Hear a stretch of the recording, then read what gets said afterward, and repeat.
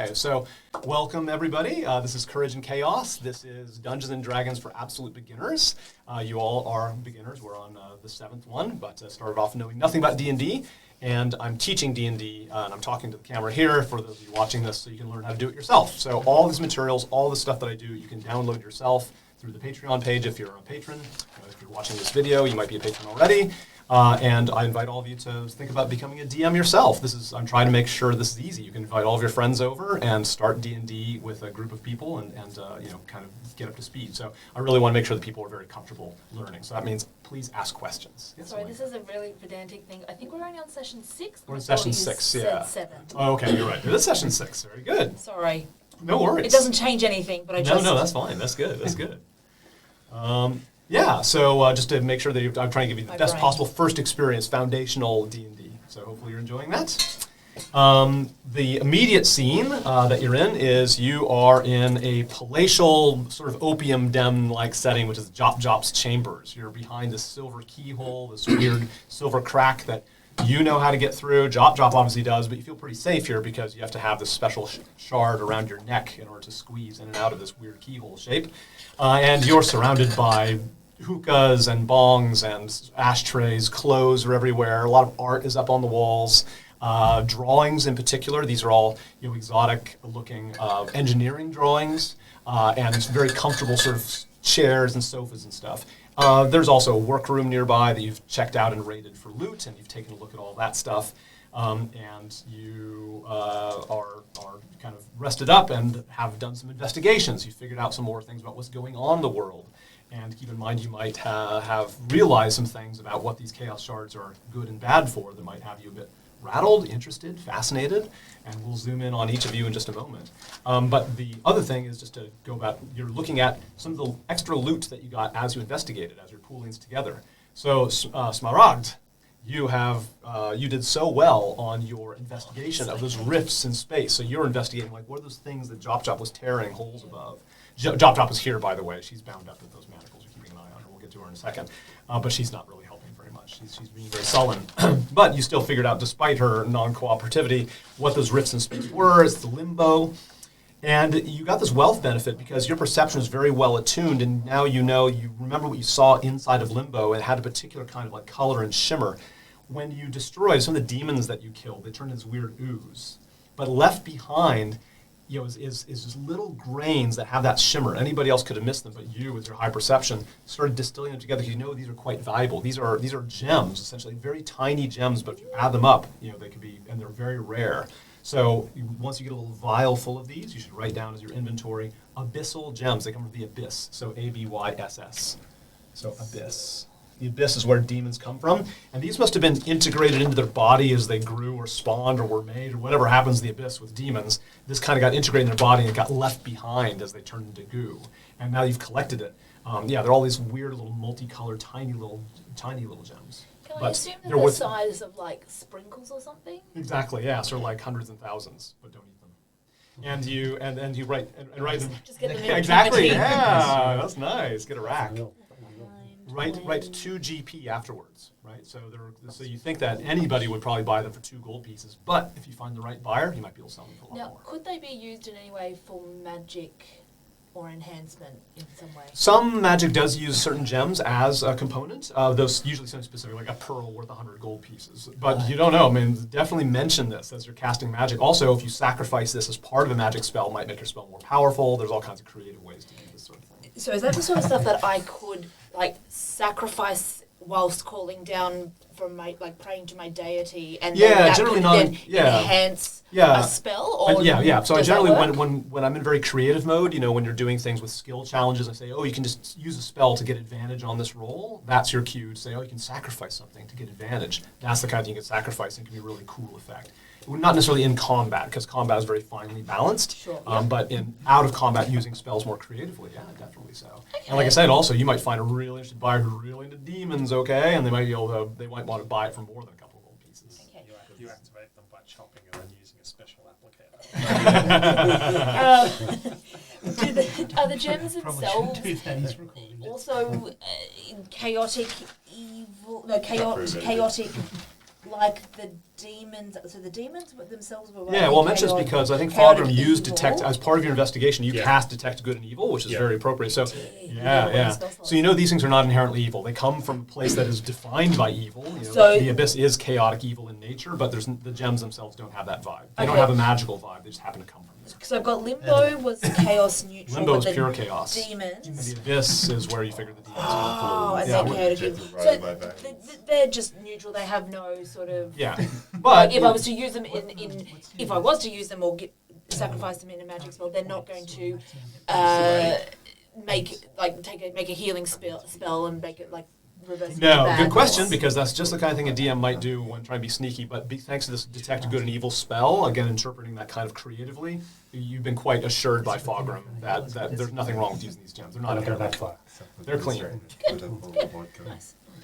Just collecting everyone's attention again. So the other thing is Ellen. I described Belinda. I gave her regrets. She's not able to come anymore because she's working these extra shifts. Very regrettably, I interrupted myself. She's got a lot of extra shifts on Thursday, so she can't come anymore. She'll see you at other D&D events, and maybe you'll see her around the D&D table some other day. But Ellen herself, as she leaves, her investigation is done. She's going to, go back to the farms or whatever else. We'll let Ellen's story, sort of go into the sunset on its own way. Maybe around the pub, she'll tell us what Ellen did. And there are ways to actually have your characters live on. So that's why I'm making sure that she's not out of the story entirely, she's just temporarily. On a solo quest for a while. But she said usually somebody has to be at the table to do it, but because of the circumstance, I've just made an exception.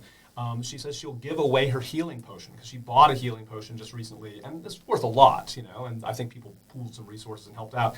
So she wants to give it away to somebody. Who should get it? Or if you can't decide, just roll for it. I haven't put my hit points up since the first session. It's up to you. Once you have the healing potion, you decide to drink it right away. Okay, so if you want to be in the running for the healing potion, roll a d20 now. If you don't want to be in the running, don't roll it. just using your adventurer's pact. Oh, I fall. 10? 11. Oh, well, the dice agreed with you. I've already got one, but I'm like, I may as well. So you have a healing potion. Now, as I go, I'm going to be less and less of a coach, but my last bit of advice is like, quaffing a healing potion right now, maybe not such a great idea. If you do have the opportunity to do a short rest at any time, so I'm going to start counting on you all. Using it yet. Oh, okay. Yeah. So really, anytime that you're in a relative peace and you got an hour in your hands, you can all do short rests. Your health goes up during a short rest? Yep, your health goes up. Mm-hmm. Yep, okay. Your health goes up. You have to spend one of your hit dice, but you've recently had a long rest, right? So last time you did a long rest, which means that you would all have 2 hit dice. Well, sorry, you would have if you previously spent hit dice, then you'd be up to 1. If you've never spent a hit die before, you're now up to 2. Yeah. No, I'm down to 1. Do the hit dice replace on a long rest? Yes. So on a long rest, you get half of your total hit dice back, rounding down. So because you're level 2, every time you long rest now, you'll get a hit die back. Oh, yeah. And then each level you get another hit dice. Yeah, and each level you get another hit total. Yeah, exactly. So level 3, you've got 3 hit dice. Yeah. So if you are in trouble because maybe your long rest should have healed all of your damage. I'm not in trouble. What I'm saying is my hit point maximum is still at 8. Oh yes. No, drinking a healing potion unfortunately will not help your maximum. No. Okay. So farewell, Ellen. He didn't Even raise with it. a level. I haven't put it up by level 2 yet. Oh well, you should. I know. So what is a D6? So what's your Constitution bonus? Constitution bonus is +2. +2. Look at the back of your sheet, actually, but yeah, it's +2. Yeah, that's 5, 6, 7. Yeah, so 4, 5, 6. Yes, so raise your maximum by 6. Thank you. Yeah, so you're now level 2. Raise your maximum by 6. You also get more spell slots and stuff, but either look at the leveling up guide or when you come early, just mention, because that's pretty important. Mention that you still need to level up, and I can help you out before the game starts. But at least more hit points are going to be your friend. So, having gathered all that and looked at all that stuff, we're going to zoom in on each of you and see where we're at. Oliver is playing Saryeth, and he is a High Elf Wizard, level 2. Correct me if I get any of these things wrong. What do we notice about Saryeth that's different than usual? Saryeth has got grease stains on his robe. From eating the food that it was in his pockets, he stuffed it in his mouth and wiped it on his robe. I like that. That's great. We have Sean is playing Shudian. Shudian is a human fighter. He is level 2. what do we notice about Shudian? Thinking about the prospect of eating forage food. Right. That just recently acquired. Yes, Sean came early, so Shudian went out, ventured around in the canyon a little bit, and gathered some food, which he's now sharing. He's got rations. Do you want to describe these delicious, delicious rations you found? Moss, lichen, bark, things like that. Anything edible? Feel it picking out your teeth. Yeah. All nutritious, all edible. It's just if you're really into It's bark. a last resort. and Yes. it's light and it's non-perishable. Yes, true. That's true. The dice were a little unkind when Sean rolled, so he got pretty rattled, and he was able to just like gather up, food in the simplest possible way. He wasn't able to chase rabbits or anything this time around. Food. Brute leather. Olenka here is playing Shmaragd, and they. Sorry, did you change the pronoun? Look, Is your pronoun I'm still officially on she or they. I'm leaning towards she/her, but I'll stick to they for Okay, now. they are a dwarven cleric, level 2. What do we notice about Shmaragd? So, after spending this time in this sort of opium den, and everyone else indulged early, now the effects are starting to just seep in to Shmaragd themselves, and so now they're starting to just get a little bit, touchy-feely, like examining all the fabrics and going, this feels nice. Given they're normally a dwarf, they're normally around stones and rocks and stuff, every now and then just this little bit of luxury, this soft fabrics to touch. And This is what velvet is supposed to be like. I see. Yeah. Oh, there's 3 different kinds of velvet. Oh. It was a bit of a delay. Everyone, indulged early, Shmaragd held back, and now they're just a bit more like. Got a contact eye. Read you speaking Now I'm starting Elvish. to feel, just. And silks and satins and just. Just getting tactile, that's the word I want. Starting to get really tactile with all the fabrics and the furnishings. That's awesome. I love that. Michael here is playing Fogrim, and he is a dwarven cleric level 2. So what do we notice about Fogrim right now? He's impatient to get exploring. All right. Yeah, enough of this Wants- investigation, wants to get talking. cracking. That's Yeah, all right. Maybe pacing around, sort of smacking your weapon in your hand, that kind of thing. That's right. Well, he's an ex-mercenary. It seems. Right, to fit. yeah, okay, that's great. Okay. Jimmy is playing Vol, and he is a human fighter level 2. So what do we notice about the Vol? He is currently doing business with Dak, trying to get some more supplies and things like that, preparing to Steel deals? go down the hole. Yeah, good, all right. Right on, ready for anything. Okay, thanks very much. Didn't skip anybody? Yes, we got it. Okay, great. So, now I'm assuming no short rest right now, so we already talked about that, so which means that you are ready to go. You go back to the Kobold jail. And again, anytime that I heard you all and say, and the story continues and now you're here, you have autonomy. So it's okay to object, like, wait a second, I wouldn't go in there. I would check it for traps beforehand. But generally, if a DM, especially at this first few levels, says, oh yeah, you just go in the Kobold jail, I'm not going to wait for you to say, do I check it for traps? Like, aha, and you fall into a trap. If I'm hurrying you along, it's probably not. Now, I did actually, I remember actually using my stone cunning when we first broke out of our cells and saw, and I've examined the stone around the trapdoor already. Yeah, so I have so you already looked eyeball at that. Right. I don't remember. I don't think that was. I don't think I wrote anything down at that point because that was our first. Yeah. Well, that's your session. attention. That's great. But I have already looked at. Yeah, you eyeball that trap door. So there's red brick. So the floor is red brick, but it's still a kite-tip stone. So you notice that. And you notice that there are these rotating sockets that are in the bricks on all 4 sides of the trap door. And it's like a sort of like a dinner plate size thing with a hole in it. And you've noticed that Torg, who is the red ghost that I mentioned before, he's here, walking around, open, doors, on, orders. And he's looking up at the fragments of red mirror and sort of saluting once in a while, giving a thumbs up, the exact same thing he's always been doing.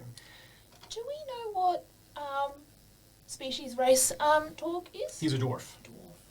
He's a dwarf with a very high collar. You can just see the very top of his beard. He's got some very sort of big, sort of stiff. As a matter of fact, I have a slide to show now as we take a look at Torg. Speaking of Torg, and I'll show it here as well, so you don't need to look at that tiny little picture. Here we are. Okay. 30. Whoops, I opened up the wrong one. Hang on.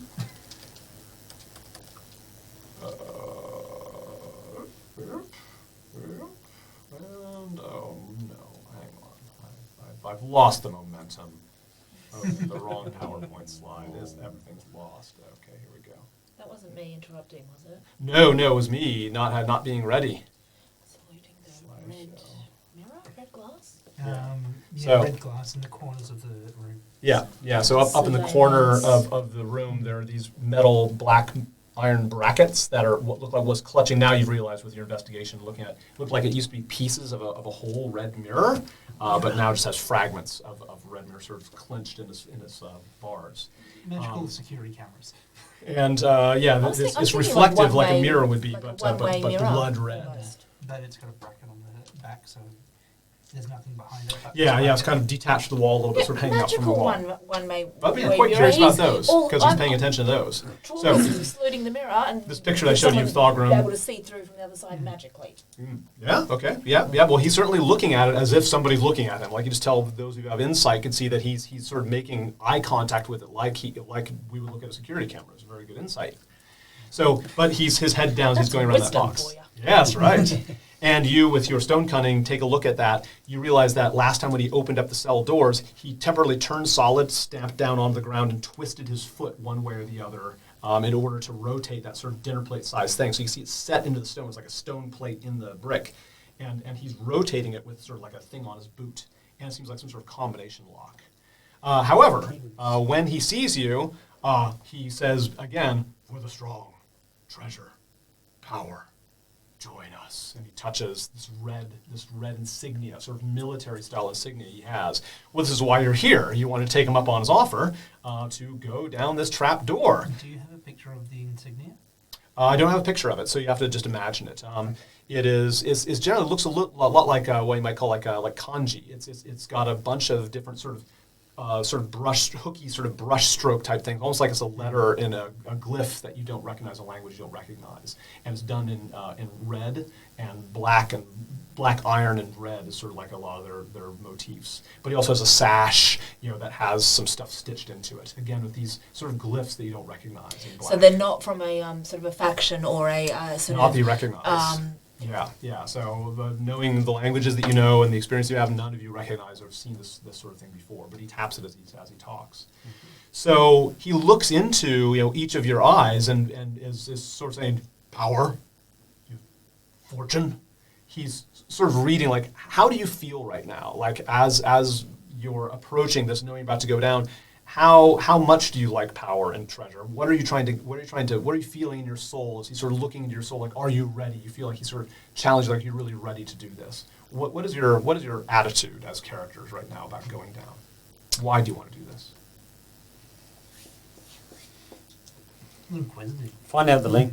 I just want to find out the links between what's happening here and Yeah. if there's a causal link between Knowledge. Yeah. Knowledge, Okay. Yeah. So he seems to approve that knowledge is power. Mm-hmm. I was going to say, like why is this trapdoor in the middle of the jail? Not near, but within this also greater chaos shard. Mm-hmm. Inside Media. this cave, yeah, exactly, with all this chaos shards everywhere, yeah. You're in a red brick square room with a red brick floor. That's just in the middle of this cave system.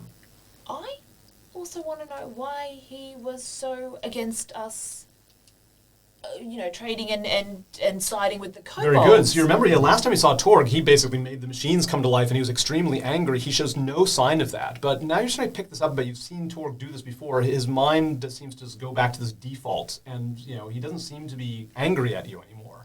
Maybe you were tentative when you came in, knowing that, like, are we cool with Torg? But Torg doesn't regard you any differently than the first moment that you saw him. So yes, knowledge is motivating. What about you three? Why do you want to go down? What's in your heart as he's sort of looking into your soul? What's in your soul that makes you want to go down? I don't want to go down. My character hates ghosts. Just hates them. They Like, remind you of there's that. something strange in the neighborhood. Who Yeah. am I going to call? Yeah, Torg, looks at you sort of disapprovingly. You can see you sort of, maybe shaking and looking I very just hesitant. don't like it. Like, don't even want to look at it. Like, He looks at each of you like, what's up with this guy? So what are you two thinking? Maybe I'm just punting you towards the trap door. He'll be fine. He'll be fine. We just pick him up and just throw him. Why do you That want looks to go? like a special one Action down driven. there. Yeah. Just want to find out what's going on. Yeah, okay. He's And in you're a dwarf as well, so it's like, you're a dwarf? Yeah, I am, yes, yeah. Yeah, exactly. So, yeah, he sort of like checks out your gear, like sort of looks at your armor and all that. So he seems to register that, and he seems to have respect, like fight, combat, we are warriors. So he picks that up. Very good. What's your reason for going down? I'm wanting to find out what's down there. Yeah. So again, knowledge and curiosity. Yeah, knowledge is power. Okay. Anyone here motivated by greed? He keeps saying these riches. Well, Yeah. I'm finding out what's down there. It's an So- Ah, so so that's what more you're thinking greed of. than Yeah. There can like be it? greed in there as well. Treasure. Yeah. He could see that and he was like treasure.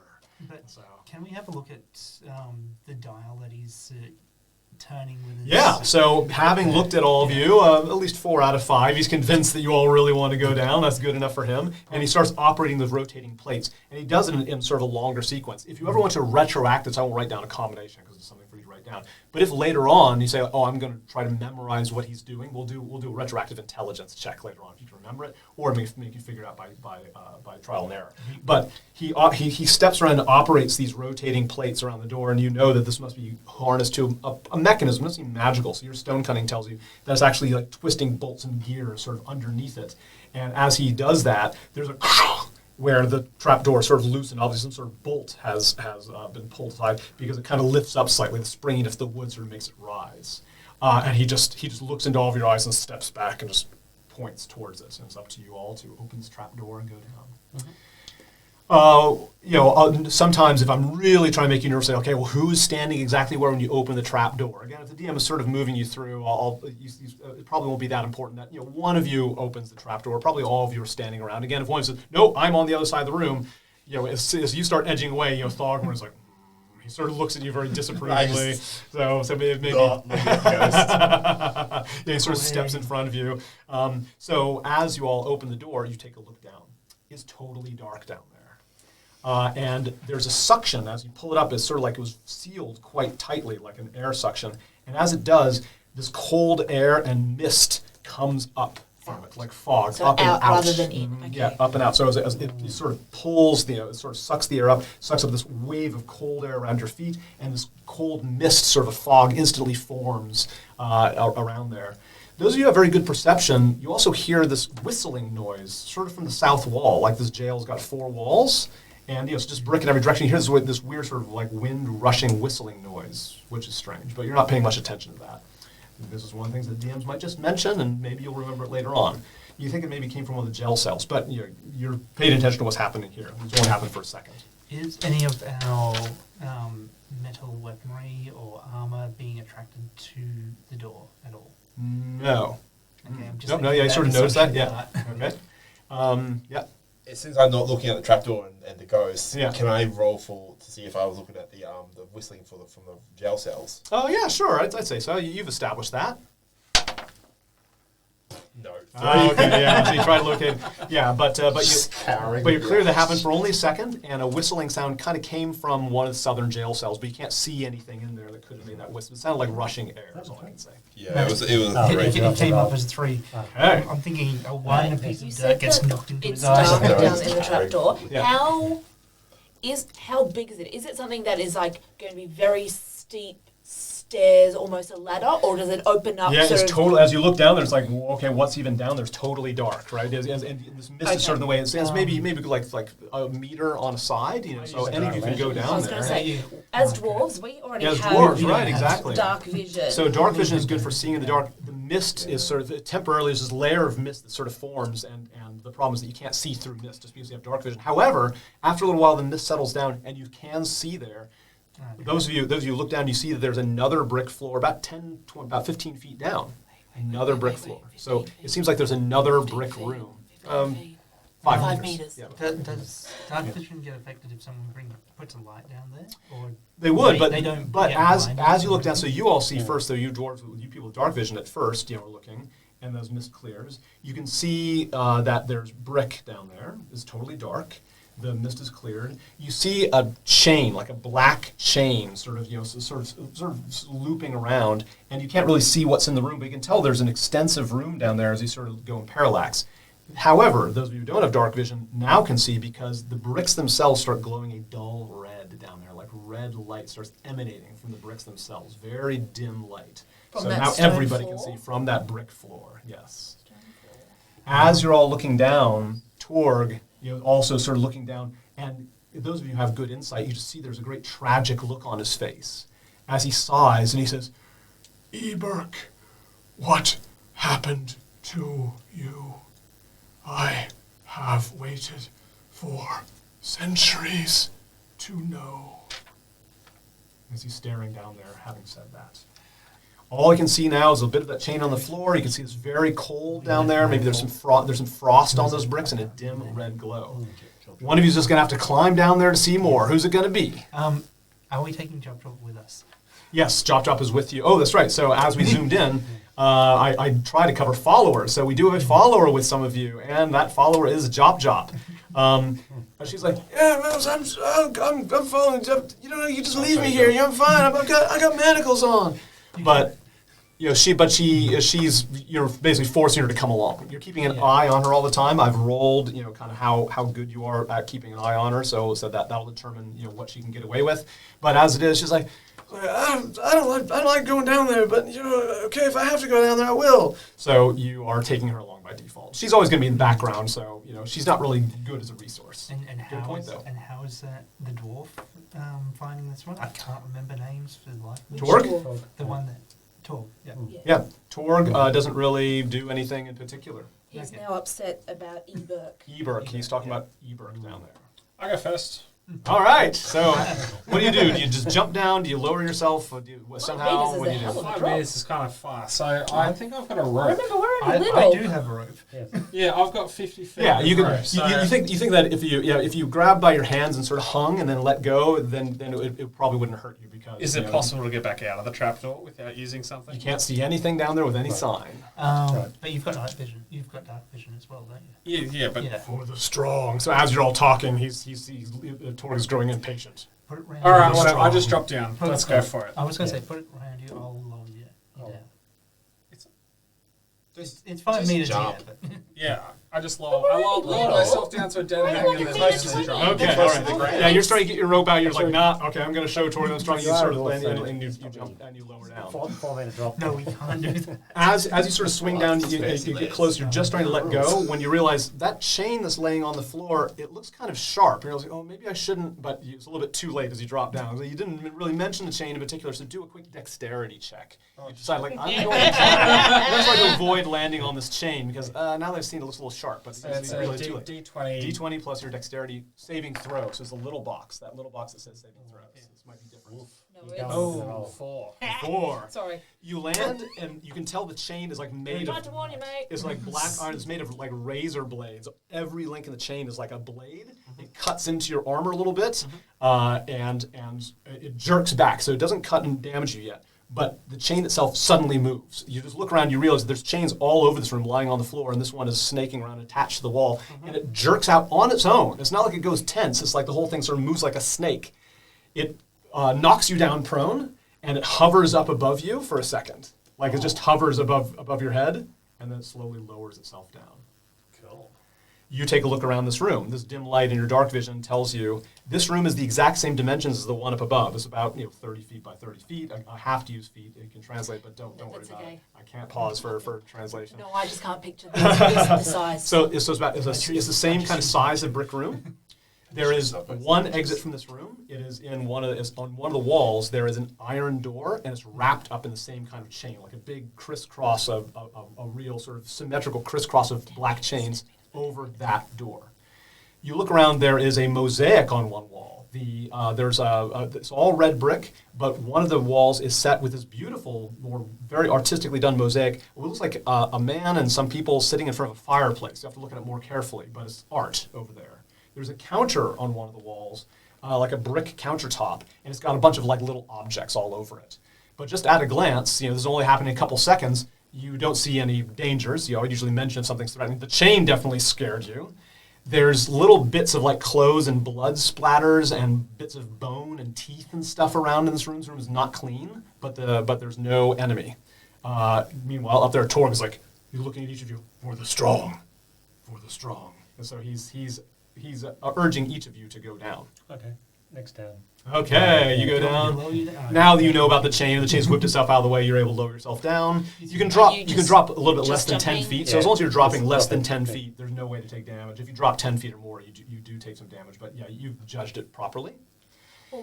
As you go down and look, you've been sort of distracted. The first thing you notice is that up in the corner of the two rooms are two red mirrors. The same kind of metal brackets that I described in the upper room. The same kind of metal brackets, but this has an entire oval, clean red mirror in each one on opposite corners, sort of pointing down into the room. You can see your own reflection in it. There's something weird about your reflection, by the way. Like when you look at it, it's like, that's me, but there's something strange about me. But it's blood red reflection, and they are, that's a little bit different. And you notice the fireplace, the brick countertop, and the door out, wrapped with chains. Okay, so yeah, Torg's sort of like tapping his ghostly. He's turned solid. He's sort of tapping his foot. So are you all going to start rushing down? Do you want me to lower you down? I'm actually going to make use of the rope, seeing as with the rope. Okay. Yeah. Because you said that the room is 15 feet, Mm-hmm. so 5 meters. So you want to leave a rope to get back I'm out. only a meter 22. I'm a meter 22. I'm going to be falling more than For the I'm going to be falling more than that distance. I'm not going to hurt. Okay, Be hurting myself. yeah, so there's bars. So if you have a rope, so you tie a rope maybe to one of the jail bars and lower it down. Yeah, so that's why you can shimmy down a rope. You're an adventurer, right? So all you need is a rope. You just want to make sure that you don't have to jump. Okay. Yeah. Okay, so down the rope you go. I'm going to push him down. I was hoping you wouldn't. I was going to run for it. Look, we're strong enough to catch her if we need to. Can I resist your push? Now, I love it when players say something impulsively. Roll a wisdom, a basic wisdom saving throw, to protect yourself from your own thought. Yeah. +1 wisdom. Oh, 7. 7. Yeah, you impulsively just you push him and you realize, oh wait, he's going to fall 10 feet, but he's going to take damage. So you see, suddenly get tumbling in. You unwisely do that impulsive thing. You said, I love it when players do impulsive things. It's a lot of fun. But you all stand there. I've got a healing potion. Each of everybody, all three of you do a strength saving throw. Saving throw. Yeah, so your little saving throw box. Oh, all right, very good. Yeah, natural right. You sort of new skill, like with one arm, you're able to sort of catch him. Almost like this, instinctive thing. Yeah, instinctive. Maybe even around mercenaries that do this shit all the time. Yeah, you instinctively reach out and catch him, and you are settled to the floor very nicely by Shmara. Do we have to do a saving throw for Chop Chop as well? Because he's taking Chop Chop. The Chop Chop's always in the background. She's yanked with me. We're manacled together. She's yanked. Okay. Are you okay down there? You're all down. Okay. The rope is leading up. It's tied there. Torg has turned solid. He's looking down there. And he says, "For the brave, show you're brave." Slam. He slams the trapdoor shut. This is why. There's a clicking sound, and you just know that trapdoor is probably just locked itself from being shut. The rope is still there, but the rope is now just squinched, in there. So you can climb to the top and touch the trapdoor, but at a glance, you can tell this is not going to happen. We're not going to go out that way. And all these chains, they start to move and slide. They start to slither slowly, kind of like snakes. But as the moments pass, they start to move faster. You realize that all of them are made like razor-sharp links. And you're starting to want to stay out of their way as they move increasingly fast. One of my prepared spells is command. Will they respond to command? On your turn, you can try stuff like that. But we're gonna now go into sort of moment by moment, and we'll start taking turns. So you are in a perilous situation. You know there's got to be a way out of this room, and you think it's some sort of test, right? Show you're brave, and all the stuff in here. You know that the iron door wrapped in chains must be the way out. The question is, how do you open it? Because it does not look like there's any mechanism, no locks to pick, no obvious lever that says pull this to open door. You just see a lot of chains. So you see a lot of things in this room, and any of them may be the key to escaping this room. So I'm going to mention a lot of details, and you might say, like, okay, I'm going to check that out. So first we'll be taking a survey. So I'm just going to mention some things here. The chains on the floor, of course. They are slithering around. They're very long. Each of the chains can probably reach almost anywhere in the room. Some are short, like manacles that have manacles on the ends. There's, again, blood spatters and stuff like that. So you can only imagine people were locked up in these things. But some of the chains are extremely long and slithering, but they're all tethered to the wall.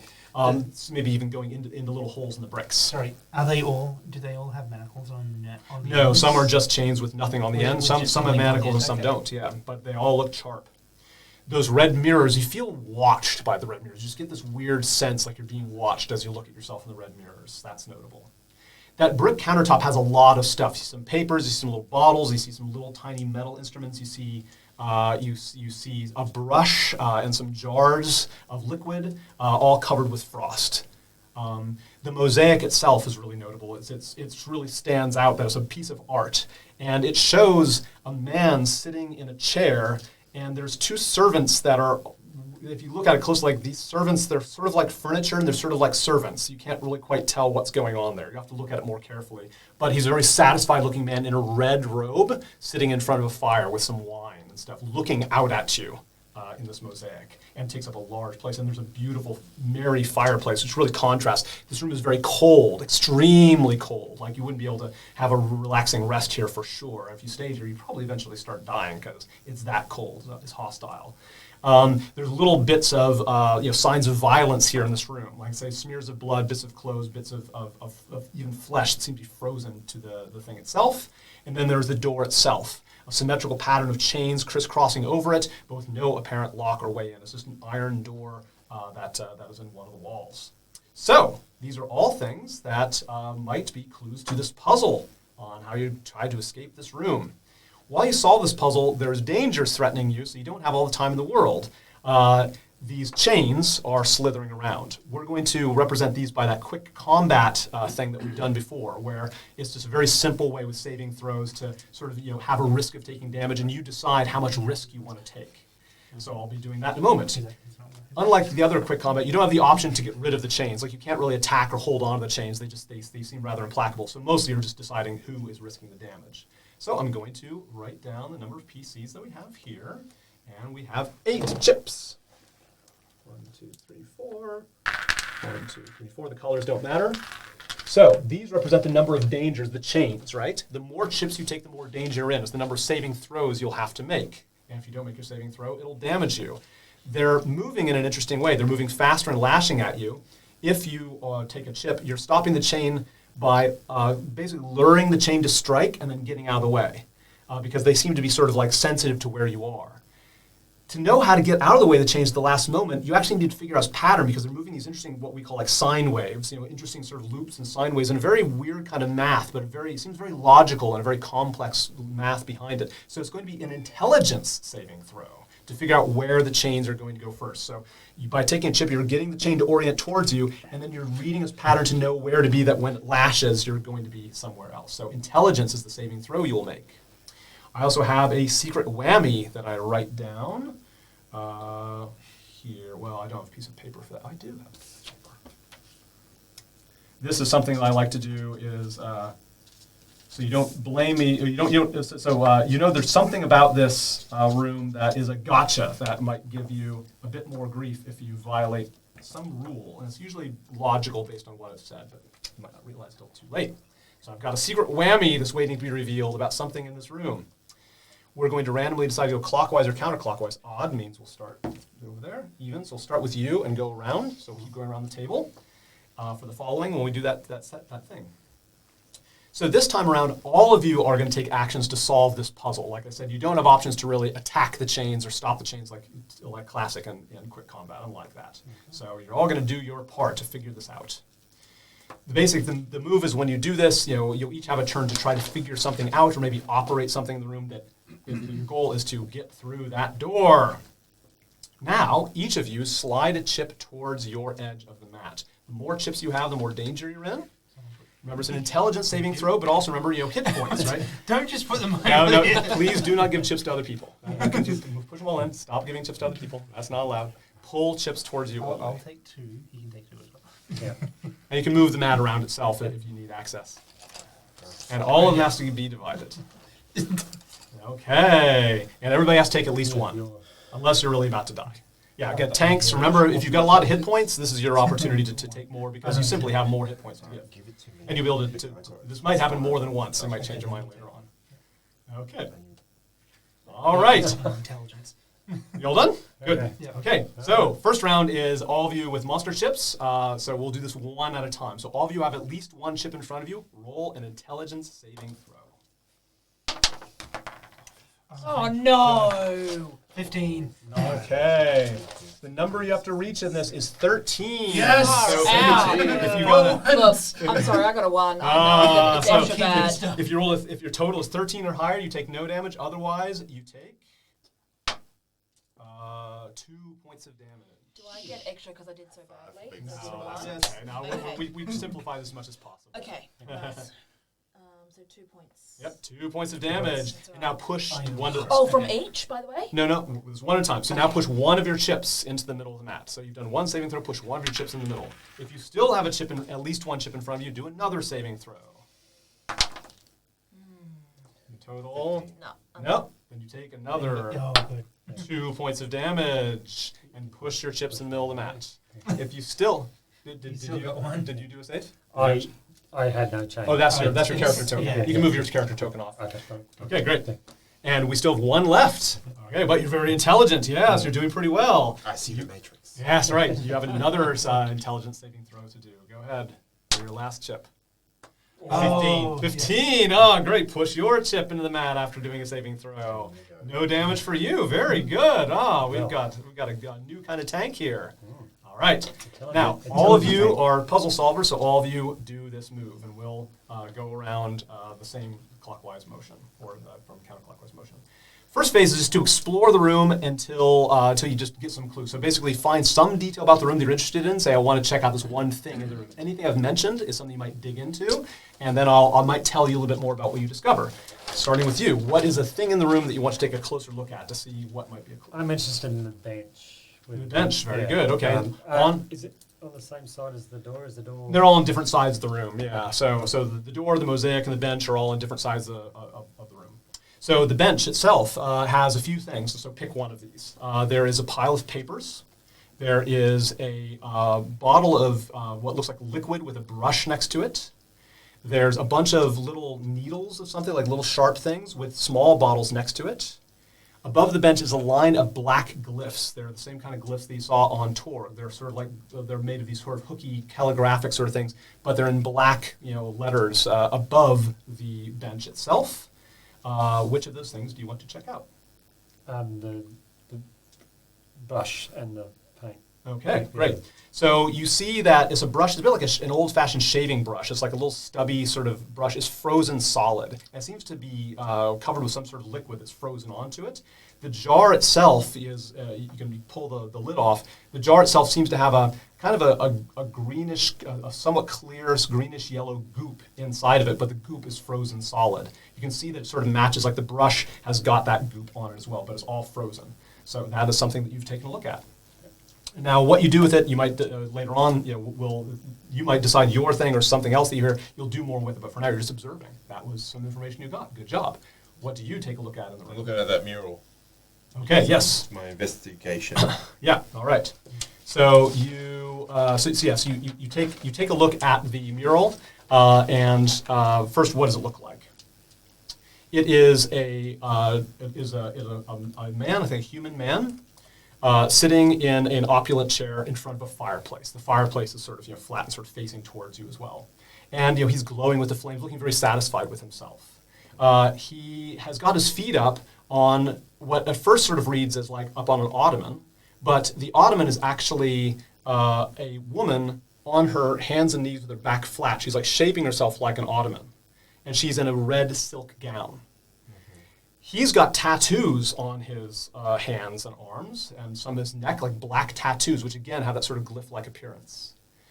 The woman herself, on the ankle that's revealed and on the side of her neck, she's got some tattoos, some black tattoos as well. He's looking out at you, like from at the observer, with this very satisfied, sort of superior look on his face. She's looking at you, and she's got this beautiful sort of like blissful smile. She's looking at you as she's in this very uncomfortable looking position with this man's feet up on her. The man is sort of picking up or setting down a goblet of wine, full of red wine, over on the side. And what looks at first like a table, we realize it's a man. There's a man in silk, sort of silken robes. He's squatting in, again, a very uncomfortable position with his arms out very rigid, sort of like making himself into a table. And on the table there's a dagger, and then there's this cup that he's sort of setting down. And the man is also sort of looking out at you in this beautiful, sort of like very satisfied, very happy, blissful look as he's in this very uncomfortable position. The man also has tattoos on him. And the fireplace itself. However, when you take a look at this, there's something unusual. You're just trying to figure there's something unusual about the glyphs in this fireplace. We'll give it to everybody else, but remember me to remind you, you're just trying to look. There's something even more you discover because this is more complex than it looks. So very good. Okay.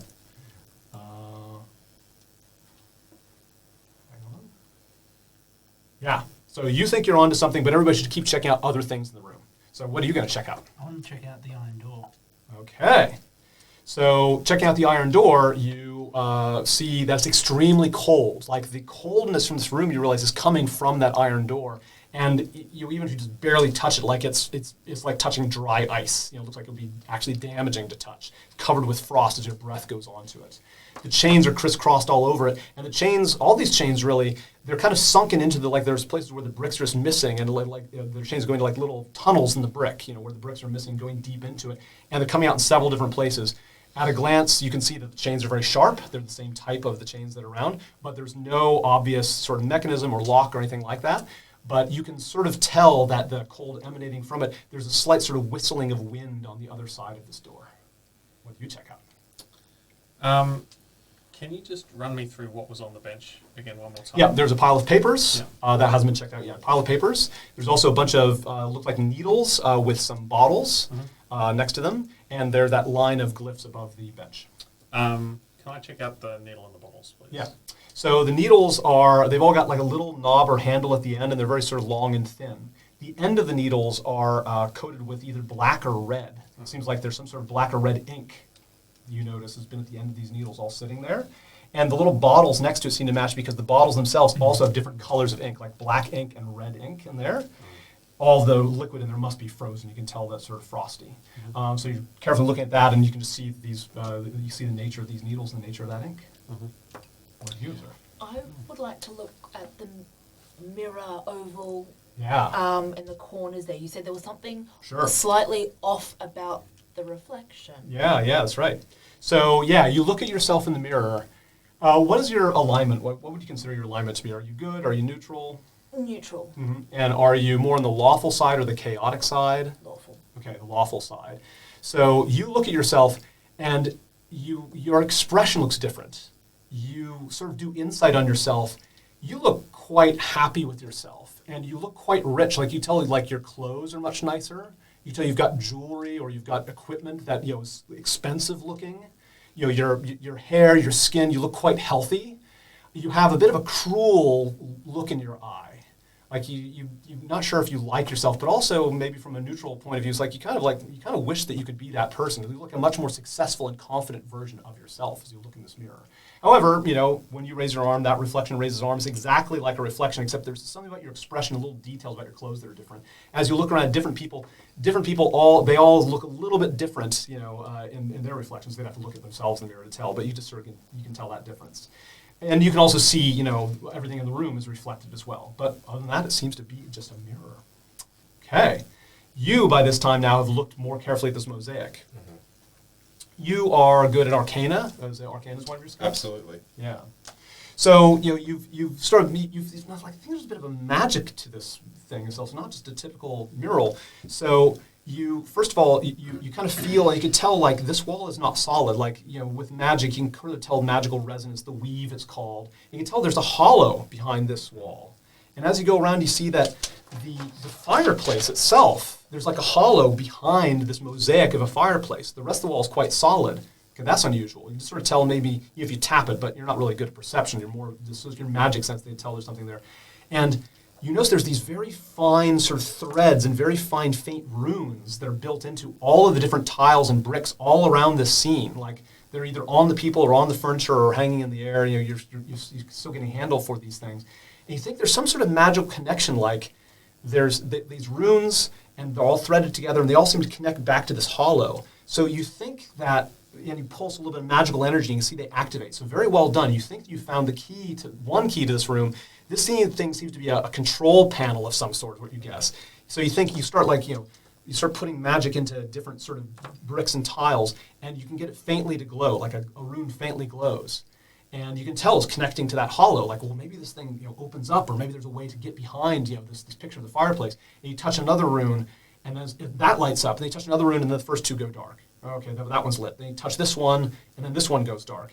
And as you play around, you realize, like, if you're just sort of touching these runes randomly, there's no way to keep them all on. You can tell the magical power is building the more of them get lit up, but every one that you touch has a good chance of turning other ones off, and you haven't figured out the pattern yet. So you think that you found something basically as a receiver of information, but what is the code? What is the sequence that needs to be done?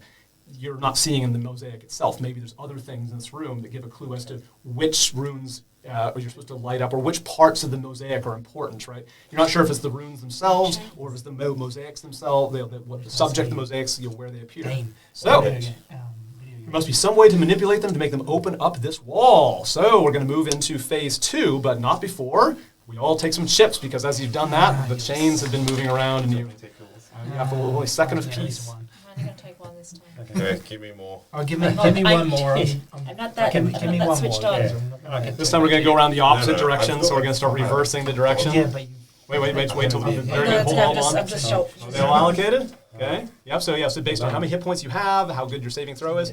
So everybody with a chip, roll, please. oh god, yes. No, under. I have a 5. 7. Okay. See, that's So 2 why. damage again. No, this is 1 point of damage this time. See, Take 1 point of damage. And push a chip in. If you've done a saving throw, push a chip in the middle. push one aside, please. Oh, let Yep, thank you. Let me actually change the slide. So this is for those of you who are wondering at home, this is a module you can do yourself. This is an escape room a motif where you've got a combination of this quick combat, solving a puzzle, and you can see where this is. What is not being shown here is just the map as you see the chips, which I won't show. I'll keep that up there. Okay. Only took one. Everybody's still got a chip in front of you. Roll another intelligence saving throw as the chains continue to go. Drat. Nope. Nope. 12. 12? Oh, no. You get hit for the first time. That's 2 points of damage for everybody you got hit. 2 points. Drat. Now it's 2 points. Yeah, it's 2 points. There's some variability. All right. If you've made a saving throw, push that chip into the middle. Sorry, it's me. Okay. Good. Thanks. And we still have one more saving throw to make by the smart one. Another saving throw for you. Sorry. Natural 20. Okay, very good. All right. So with great aplomb, you hardly need to think anymore. You're really on a good run. So you avoid a lot of damage. Your intelligence is definitely helping you. Now we're going to move on to phase 2. So this is, you want to figure out basically what kind of information, what in this room gives you clues to which parts of this mosaic to touch in what order. So you're going to manipulate, examine something in the room. It may be part of, but probably not part of the mosaic itself. It might be something else in the room. And to get it to activate. You think there's some sort of code that needs to be done. Now, it could be something cerebral. It could be physical. It could use any sort of skill, knowledge. You're all going to take a stab at it. Think what you're good at skill-wise. Think about what makes logical sense, to what you know of this room, and each of you pick different things. Try a skill you're pretty good at. Can So we name something. Can we use information that Yeah, you can definitely use information. You've all observed what other people have observed, even though it's happening very fast. You're all very And the observant. paper could also you have. want to have a look at the paper? You can pick.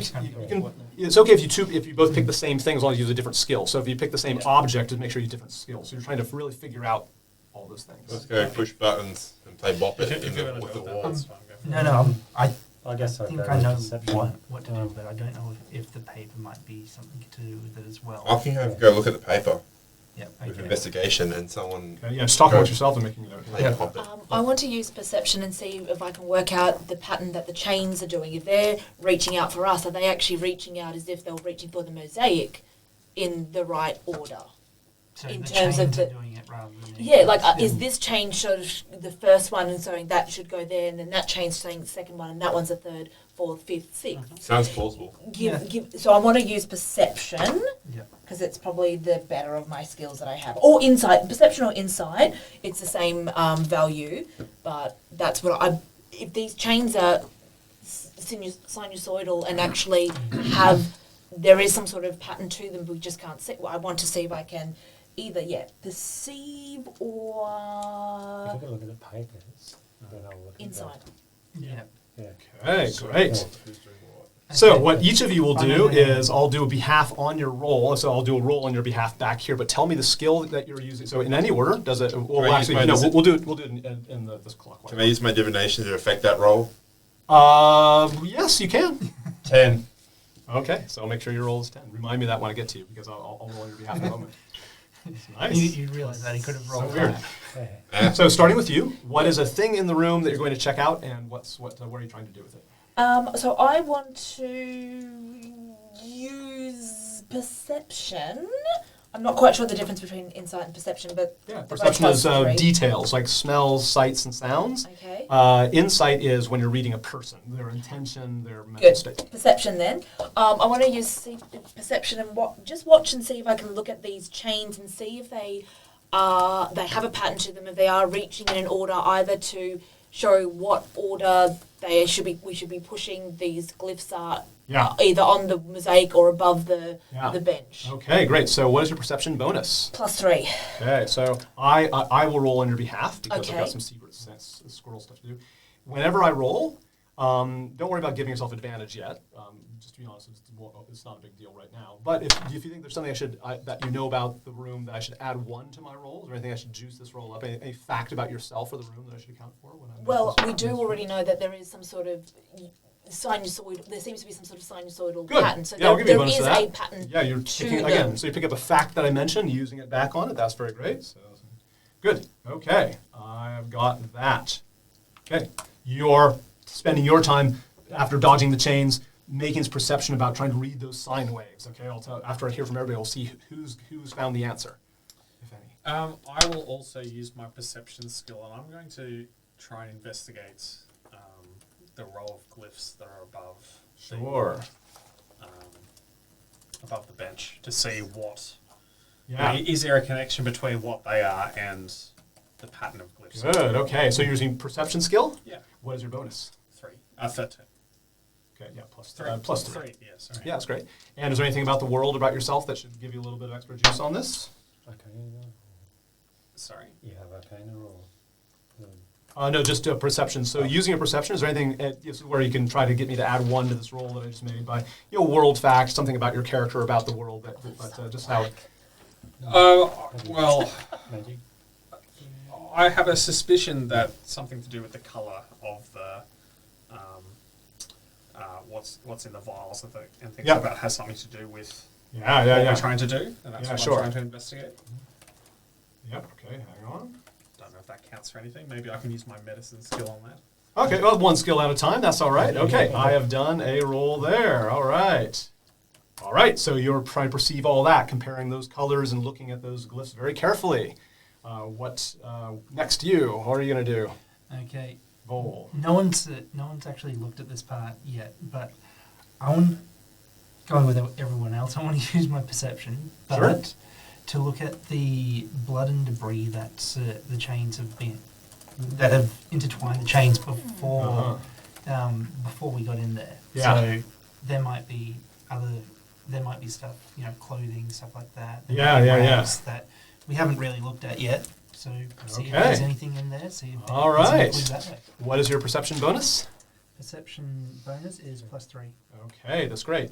And I was going to ask about world fact, but you cited, there's bits of blood and clothing that you're repeating that back to me, so I'll add an extra 1 to that for working that world fact. Okay, let me get that. It might be nothing, but it's useful for something. Okay, all right. What are you going to do with papers? No, I'm going to Okay, Sardia.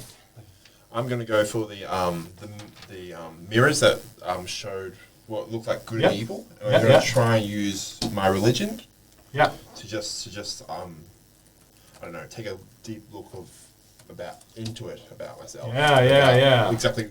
Not so much looking at myself, but how's it deciding what is Sure. good and evil? Because Okay, yeah. Okay, good, yeah. So using your religion on that. Oh, what is your religion bonus? +5. +5, okay. And is there anything that you remember about the description that might give you an extra bit on this roll? Just thinking about the Way that way the picture is Reacting.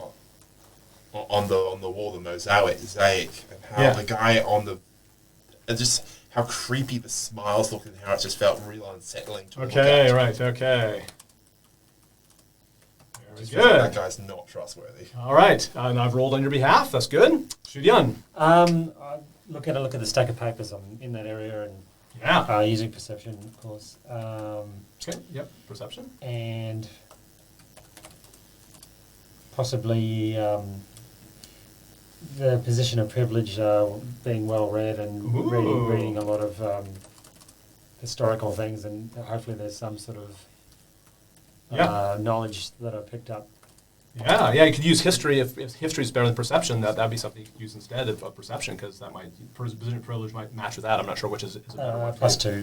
Same thing. Yeah. But you'd rather use perception. That's fine. What's your perception? Perception is +3. So. Okay, great. Yes, makes sense. So you got perception +3 on that.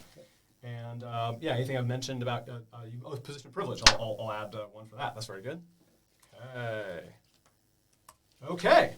I'm going to crunch this together. Let me give me a moment to figure out what happens next. 1 second. Okay, cool. All right, I'm going to do this in rising order of how well you rolled. So this, most of your choices are all good. You all chose good things. There's nothing wrong here, but the dice are one of your large. Your dice and your bonus are the large thing. So Shudian, your perception was it was hard to sort of shuffle through the papers in this sort of thing. You're dodging chains and all this other stuff is making it a little bit difficult. So you were able to just read through. However, you do realize that these papers are interesting in a way. You don't think it doesn't seem to give you a clue about what to do with this fireplace.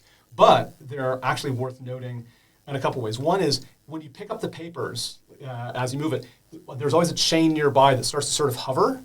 And you realize that you need to keep the papers at the arm's length. So if you're just turning it like this, the chain sort of hovers a little ways away from you. If you actually pick up the paper and bring it close to you, the chain like rises up above you in a sort of threatening manner. And so once you put it down, the chain seems to be threatening you not to take the paper. You can choose to take a paper anyway after I describe it, but you seem to be getting warned about this anyway. As you look through, you see this kind of journal. It's mostly written in code. There's a lot of glyphs and there's a lot of, and it seems to be deliberately obfuscated. Like you have to really know sort of like the system of notation. But you're able to get some idea that with some examination, you think that it's written at many different times over many years, many different kinds of handwriting, at many different dates. And there's a lot of things that seem like formal names written in common. And as far as you can tell, it's a name of people who have come here or they've been involved here somehow. They've somehow been in this room at different times. So this is interesting, but you're not able to memorize it very much. You have to actually take the papers to do this, and that's something that you might not want to risk. Or you can just leave them here and come back later. So that doesn't help you very much. You don't get any clues on that. Next hire is Vol. So Vol, your perception, looking at the blood and debris, again, this is all a very good idea. As you do, you observe it quite carefully. It starts all looking the same, like, that's a tooth, but is that a different kind of tooth? Like this bit of clothing, that's a bloody version of that bit of clothing, and you're having a hard time putting it together. You're not finding a pattern. But you do see that it's really evident that people have been torn apart or hit by these chains. You also see that a lot of things, like there's flesh frozen onto the brick, like people have been here, their flesh pressed against the brick, and as maybe their flesh came away, the flesh kind of got stuck behind. Like this seems like an absolutely miserable place to be. You're now convinced that prisoners were kept here. It's extremely cold, miserable environment, and suffered greatly here. The next higher one is Smaragd. Your perception on the chains pattern, you definitely see that these chains, they have a really super intelligent, all I can say is extremely orderly. It seems like they're following extremely intricate rules. You think you could look at these chains for days and days and days and still discover interesting subtleties about how they move. You can get a rough idea, which is why you're dodging them, but there's little subtle things that happen with the chains as they move, and it kind of blows your mind, as you're really examining this. The perception is just very good for getting timing and really noticing all the details at once. You're not seeing a pattern that would give clues as to how this affects the mosaic, but you think there's a great deal of like intelligence and order behind how these chains move, and that's a bit very strange. And why are they moving on their own to begin with? Can I discern if there's a repeat to the pattern, or is it just I recognise there is an actual orderly movement, but I haven't been able to see a start and end repeat? It's like there's patterns on top of patterns with different sort of repeat cycles. It's sort of like a Fourier transform where you've got like different waves of different frequencies. So you think that there's patterns, but they're all at different sort of phases. It's like just blowing your mind in a few seconds that you've got that. Very near the top, but not quite there is Saryeth. So you've stared at yourself. You realize that those people who are more good, who here is good aligned? Raise your hand if you consider your alignment to be good instead of neutral. Yeah. So you see a difference between this companion who's talked about good, has sort of a good personality. He's the only one that looks miserable. Like, we look at him, he looks drawn. He looks sort of huddled. He has a very haunted look in his eyes. Everybody who's got more of a neutral, alignment is looking a bit like you described yourself, like quite satisfied. If you're lawful in nature, you've got quite a bit of riches and power. If you're chaotic in nature, you just look really confident, like a confident killer of some sort. Like you just have a look in your eyes, like you've killed a lot of people and you're ready to kill more. But the good member of your party just looks kind of haunted and drawn. Okay. But you take a look and try to compare the faces, and definitely some of the faces, but all the faces in the mosaic are all quite cheerful, and the two people who are the furniture, they just have this very spacey sort of look in their eyes. Using religion, you can see like something's affecting their mind. Like you think that it's more than just being genuinely happy. You get the sense that there's some sort of extraordinary power that's making them very placid. They seem to be enjoying themselves a great deal, but you just get a sense of some sort of deity or planar influence on them as you look at their faces. Whereas the one sitting in the mirror, also sitting in the chair, also seems to be very, seems to be just thrumming with power. There's something in his face that he seems like he's got a connection with the divine as well. He knows things that are beyond the material plane. You just get that sense. However, Fogrim is the one that seems to find a pattern that is useful. It's these vials and the row glyphs. So you see the glyphs themselves, it's very cold, but you run your hands over it. The glyphs themselves are a little bit indented, first of all. So the black glyphs are somewhat indented. And they're so accurate that you can almost feel like the shape of the glyph, underneath your fingers is almost as clear as looking at it. You feel like you can almost memorize the glyphs just as well by touching them as by seeing them. You look at these very faint glyphs that has been activated, and when people are pumping magical, you're all doing a little bit of pumping magical energy into the fireplace, and you do see a match between the two. And you can see there's faint changes of color, like the red and black. There's tattoos, there's glyphs on the people, and the tattoos that are on the people seem to be the ones that glow the most. And you see that some of the tattoos on the people are red and some are black. By looking at those, you realize, this red and black bottles is tattoo ink. These needles must be tattoo needles, and the glyphs themselves are the tattoos that get put onto various people. Like you see matches between the glyphs on the walls and the tattoos on the people. So you're pretty sure that there's a real correlation between the glyphs that activate the most there and the tattoos on the people, the glyphs that appear. Now you are going to work together to figure out, okay, which order do you push these things? Like there must be some sort of logical order in which to push the glyphs that involve tattoos themselves. So we'll get to that next phase. So you'll all use your skills to figure out what skills you're going to use to figure out what about the tattoos and about the nature of it tells you what order to push them in. So you feel like making good progress. But speaking of progress, the chains have been progressing as well. So all of you split up this again. Me too. Thank you.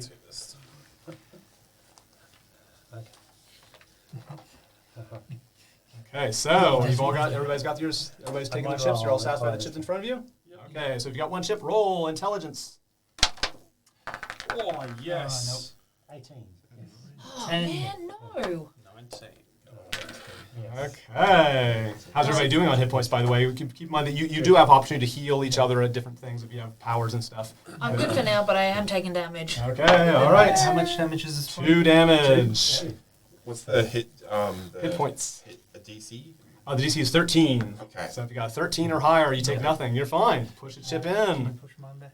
Yep. I'm down to third. I'm fine. Okay, roll again. Oh, you got a chip no. in front of you. Oh, yes. I took some damage. I don't take some take any damage.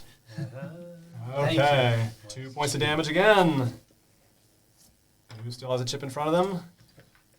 No. All done? Everybody's gone. Okay, very good. Now we move into this last phase is where all of you are trying to now you're working together to figure out what is the order in which you need to push these things, remembering that it's tattoos that seem to have some sort of religious power, like these tattoos seem to convey a kind of divine religious power.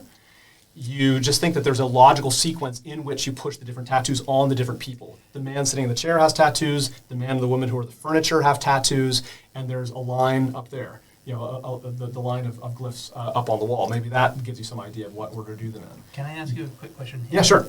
And this might be, might have to roll for it or something, but is there a correlation between what colour the tattoos are on the man in the chair or the two people being the furniture? That's the exact kind of theory you do. So yeah, so your example would be like, okay, I'm going to try and notice the difference in color. So I think that there's different sort of shades between red and black, and I'm going to use perception or maybe use history about what's the association of these colors, or I'm going to use religion. So find something you're good at. I think like, is there religious significance to these different colors? Is there historical significance to these colors? Is there a perception I notice about these colors?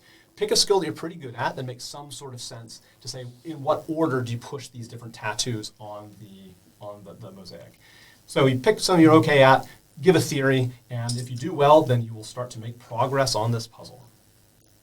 I'd like to look at the patterns on the person sitting in the chair and the people who are the furniture. Yeah, that's right. So compare those. so actually we'll go counterclockwise this way. So yeah, we will start with you, Shudian. So yeah, let me write this down. Yeah, so just name a skill.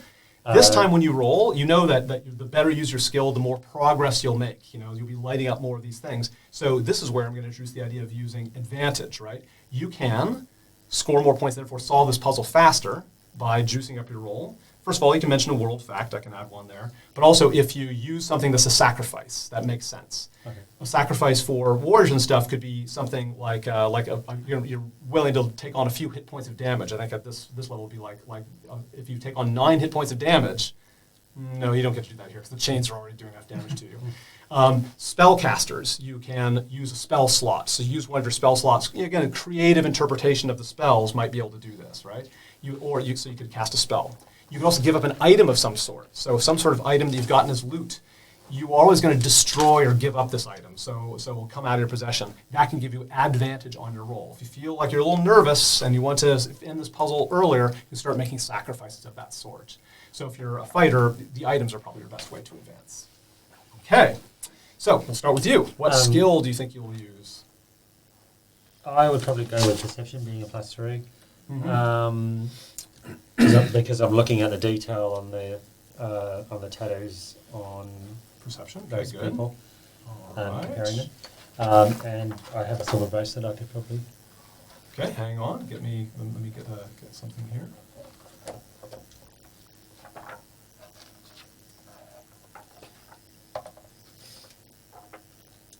Okay. Let me do this. All right. Tell me again. So perception and doing what? I have a silver bracelet that I could probably juice up the roll. Yeah, what are you going to use? Can I give that as a token? Yep. Yeah. So if you want to have advantage on this roll, so you're using perception to try to notice something about the glyphs. That's very good. Yes. Was there an item or something they think will be able to sacrifice to give you advantage on this roll? A silver bracelet. I was thinking. Oh, the what? I have a silver bracelet. I could. Silver bracelet. Yeah. Okay. Yeah, let's see how I have to try to think creatively. Yeah, that's a good idea. How would that work? Silver bracelet to do that. Yeah, I have an idea. Okay, great. Okay. So you use your silver bracelet and you realize like in the red mirror, the silver bracelet is like gleaming especially.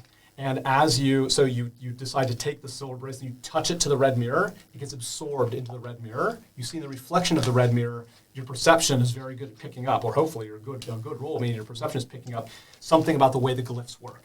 That might give you a clue. So roll perception now in this temporary thing with advantage. Roll 2 d20s at the same time. Okay. Jeez. Take the higher of the two. Ooh, my goodness. Sorry about that. Well. Take that back. That's all right. What is your perception bonus with all that? What's your points? 3. Okay, so your total is 3? So your Total would be No, 6. Total the 6? larger one. 6, yeah. Okay, 6, yeah. So you make a little bit of progress there because you still get somewhere. You do figure something out. So I'm going to be a little abstract here. You figure out some of the glyphs, you can tell there's something about the color that's telling you what order to push them in. So as you're all working together, you're making a little bit of progress for solving this puzzle about how to keep all the glyphs lit up. A little bit of progress. Right. And that's good. You can use that same thing again, even if you don't do the sacrifice. Perception is a perfectly good thing to use. Just next time you might be luckier. Okay. What do you do? Okay, I'm still looking at the picture of the man and the thing. Yeah. And I want to see using my tome of historical lore and my history check to figure out, have I seen these people before, or do I know anything about this group that might have been here long, long ago? Yeah. And use any of that. Okay, very good. So history with Tome of Lore. So I'm going to give you a plus, I think a +2 on that. That's very clever. Okay. Now, are you going to sacrifice the Tome of Lore? I'm sacrificing Tome of Lore. Wow, okay. So, yeah, I would say, again, you feed that, so you hold that to the red mirror, the red mirror sort of eats this thing, and as it is, you feel like this knowledge come into your head, you feel like it's much easier for you to remember things. And as you do, roll history. 1 and a 13 plus history plus 3 is 13, 14, 16.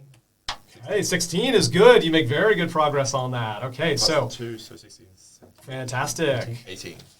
All right, That's great. a good roll. Very good. So yeah, you make a lot of progress here. Yeah. So basically, you were able to let up 3. So you're able to let up 1 extra glyph with your perception. Says some glyphs are different. There's like a spectrum of color that you're trying to work out, and you're keeping 1 glyph lit with your knowledge. You got 3 extra glyphs that are lit with your color, with your knowledge. And it's based on sort of like the order of importance of these people. Like what is the historical sort of hierarchy that things happen. And with this, you realize, oh yeah, remember about the Reds themselves. Like these people who wear red, you're remembering now, this comes into you, this is an ancient order of people. And I'm sorry to say, women are at the bottom. It's this weird concept that doesn't exist very much in the world. They have this weird cult-like belief that the gender expression you have says something about your soul. And these guys are very strange in that it's always men who are in charge. And anybody who expresses male must have a better soul than someone who expresses as female. And that belongs in the hierarchy. And then men who are humans, are in one particular part of the hierarchy, and dwarves and halflings are in other parts of the hierarchy. And there's like divinity and things. So they have this thing that in this world, there's really not much sexism, you would say. These guys, these Reds in particular, have this weird belief about whether you call yourself he or a she puts you under this hierarchy. So you now know from this history that in the figures that you have, you've got to lean towards the glyphs on the female first, and then on the man, the servant, who's the sitting there, and then the one with the tattoos and the power, the dwarf who's wearing all these robes. He's the one on top, like the alpha male. And you realize like they've got the very strong sense of hierarchies baked in with sort of sexism and power and dominance. And so because the man is sitting there and he's got the best equipment, he's got the most strength, he's the one on top. And that's how you're able to keep more glyphs lit up. But as you do so, you realize like it tells you a lot about what's depicted here and the kind of people who are running this particular room. Okay, but you're making good progress. What do you do? Okay, after that, I'm just having to reevaluate what I was thinking there. Yeah, you can change your plan. By the way, it wasn't actually mentioned, but I'm going to assume one of us cast light with our cantrip so we could see. Because we dropped down, the trapdoor shut, That's and true. we've been There's in the dim- dark the whole time. No, there's dim I red haven't- light, so yeah. the bricks are glowing a dim red this whole Okay, time. but it's visible enough that they can all see. It is, yeah. Now brighter light would help because you can always see more things in perception if you don't have dark vision. Can I retroactively then say I cast one of my cantrips light so on somewhere have so we to. can see? Huh? I bought a lantern. No, it's retroactive. She already did it. So yeah. But, that's but to save use But it's in on two different that- parts, so the room is quite big. So your lantern can be in one part, and your light can be on the other. The light's following you around. Cool, because Very I just good. figured the trapdoor shut and like this was never mentioned. We've got dark vision, but these guys can't see. No, they haven't seen with the dim red light, but your light Stupid definitely helps humans. because what you do is you form bright light, and bright light is much more useful than dim light. And things can Sweet. hide in the dim light, And so you feel much because it's a safer that cantrip, way. it's not going to cost us anything. I thought it was a No, that's what I'm spell saying. It's Oh, I a see. cantrip. It doesn't cost anything. That's Okay. like it makes Especially sense. on the humans, like you might light up something that's on like an object that the humans have. Yeah. So We wherever have humans to take go, it easy on the humans. They're not as humans as us. that's right. Yeah. Which is why I just went. No one's brought it up. But I borderline. just thought I'd do it. Sorry to derail. You were That's good. That's reevaluating. all good. What are you gonna do? I'm gonna look at the board above the bench, the one that with all the glyphs on it, Yeah. to see both the colours and the and how much they're raised. Okay. Yeah. What is that skill are you all- gonna use for that? I'll have to use perception. Okay. Sure. I'm gonna have fun with this one. I will sacrifice the drug pipe from Drop Shop's lair. All right. Yeah, I'd say that you smoke that pipe really hard, like you're really you really want to do that perception as it is, and you realize like the pipe itself, it can't get too hot, but because it's such a cold room, you have to like really draw on it really hard to keep the stuff lit, so the pipe crumbles away as you do this. But man, it elevates your consciousness, man. You're able to really read, you're able to feel the glyphs in this way. So maybe perception will make it worth it. Roll with advantage. Okay, perception is +3 on that Yep. one. Oh, here we go. Yeah, well, I had it and I didn't really want to give away too much. 12, so 15. Nice, 15. Very good. Again, thanks for that wait, advantage. I had With the bonus so I too. did. Oh, okay. Yeah, 15 will go. If it's very high, you get even more. So what's your total? Yeah. Oh, So you've rolled perception. yeah, it's 12 plus, Yeah, plus 15. perception 3. Yeah. Good. Yeah. Okay. Yes. Advantage. Roll again. You might get some better. Oh yeah. Always roll 2 dice at once. I assume that was the higher Oh, of the two. no, I just had the... Yeah. No, when you roll with advantage, it's always good to have 2 dice. Yeah, let's go with Good. that. Good. Okay. Yeah. That's always good to do. All right. So yeah, you realize that the depth of these glyphs that you've been checking out also can sometimes disambiguate, which it give you clues to which one goes. Like the shallower ones go first, the deeper ones, the ones that are sort of cut. You sort of picture like, oh man, like this is supposed to be cut more deeply into the flesh. Like you realize some of these tattoos need to be done on the surface. Some of these tattoos need to be done very deep down. Some at the end, they're so deep down they feel like that wouldn't be visible in the skin. It's like it's a tattoo that would have to be done like on the bone underneath the skin or like on the muscle. And you realize, oh, that order tells you something about the order in which these glyphs should be pushed as well in some cases. And by feeling that and just imagining this, probably a little bit horrible, I don't know, I don't want to put thoughts in your head, but as you're really high and touching these things and imagining these tattoo needles going deep into someone's skin until it touches their bone, maybe it's a little freaky. But that is doing well, and you light up 3 more glyphs as a result of that, so you're able to do that as an order. And I did ask, is there a difference in the colours on those ones as well? Because I wanted to look at the colours and the dates. You're kind of focused on the one thing, Okay, man. You're so stoned. You're focusing just on the feel of it, man. Somebody else can concentrate on the colors if they want. Okay. All right, I'll do colours. Why not? All right. Yeah, you're all doing very well, and these sacrifices are really helping you. You got good luck. So you're doing colors. I'll do on, colours. on the glyphs themselves. Yep. Please, I will sacrifice my silver bracelet to the little shard thing. So Okay. Yeah. I don't So, have so what anything. I'm Shudian keeping did, that. yeah. So what Shudian with color, he's on to something, but maybe you're able to be a bit luckier. potentially, yeah. And what's your sacrifice? Well, actually, no. I'm going to sacrifice my goblin torture needle because it's. Ah, yeah. Okay. it could Good. Be like a. Act of dominance. Well, the thing is, so when you pick up one of the torture needles, the chain threatens you, but you want to actually use a needle and dip the needle into the ink and stuff, to see what color it really is. So yeah, you're going to use your torture needle, but the torture needle sort of hisses and burns as you sort of dip into these things. So it's going to ruin this torture, and it's going to be dissolved by the time you're done. But at least you don't have to touch the torture needles and get whacked. The chain doesn't care if you're dipping the goblin torture needles in. So you're very carefully removing the cap on it. And the chain twitches a little bit, you dip it in and pull it out, and that seems to not violate whatever rule these chains are enforcing. So that's a very fitting sacrifice. Take 2 d20s, roll them both, take the higher of the 2, and do a perception. What's that? Perception. 22. Okay, with the 22, fantastic. That's really good. So yeah, you beat the DC by a very large amount, and you make much more progress, right? So you're able to light up 4 or 5 more glyphs as we go, and it's getting to the point where the magic that you've been feeling is really building, that hollow behind the fireplace. You can feel it, all that magic's connecting, and you think that you're nearly there. It's going to take a little bit more to get it over the top, but you think that you might be able to do without another round of these chains hitting you. Very good job. The goblin needle is dissolved, and you can tell from the different subtleties in color which glyph to push before others with your perception. Nicely done. Okay, last is Smaragd. Look, I do have something I can sacrifice. The white bone engraving that we got from the kobold. It's an artistic white bone engraving. Yep. But I'm not entirely sure what to do and what to look at to try and activate any of these Yeah. So glyphs. what are skills that you're pretty good at? Look. Maybe skills that people haven't used yet. So there's been a lot of perception. So what are you pretty good at that's not perception? Athletics and medicine. Yeah, medicine might be good. Feel this Potions wall. that you could use medicine with the potion. And the potion with the... No, I like it. So with the bone, let's go through bone engraving. Your medicine and bone, there seems to be a synergy there.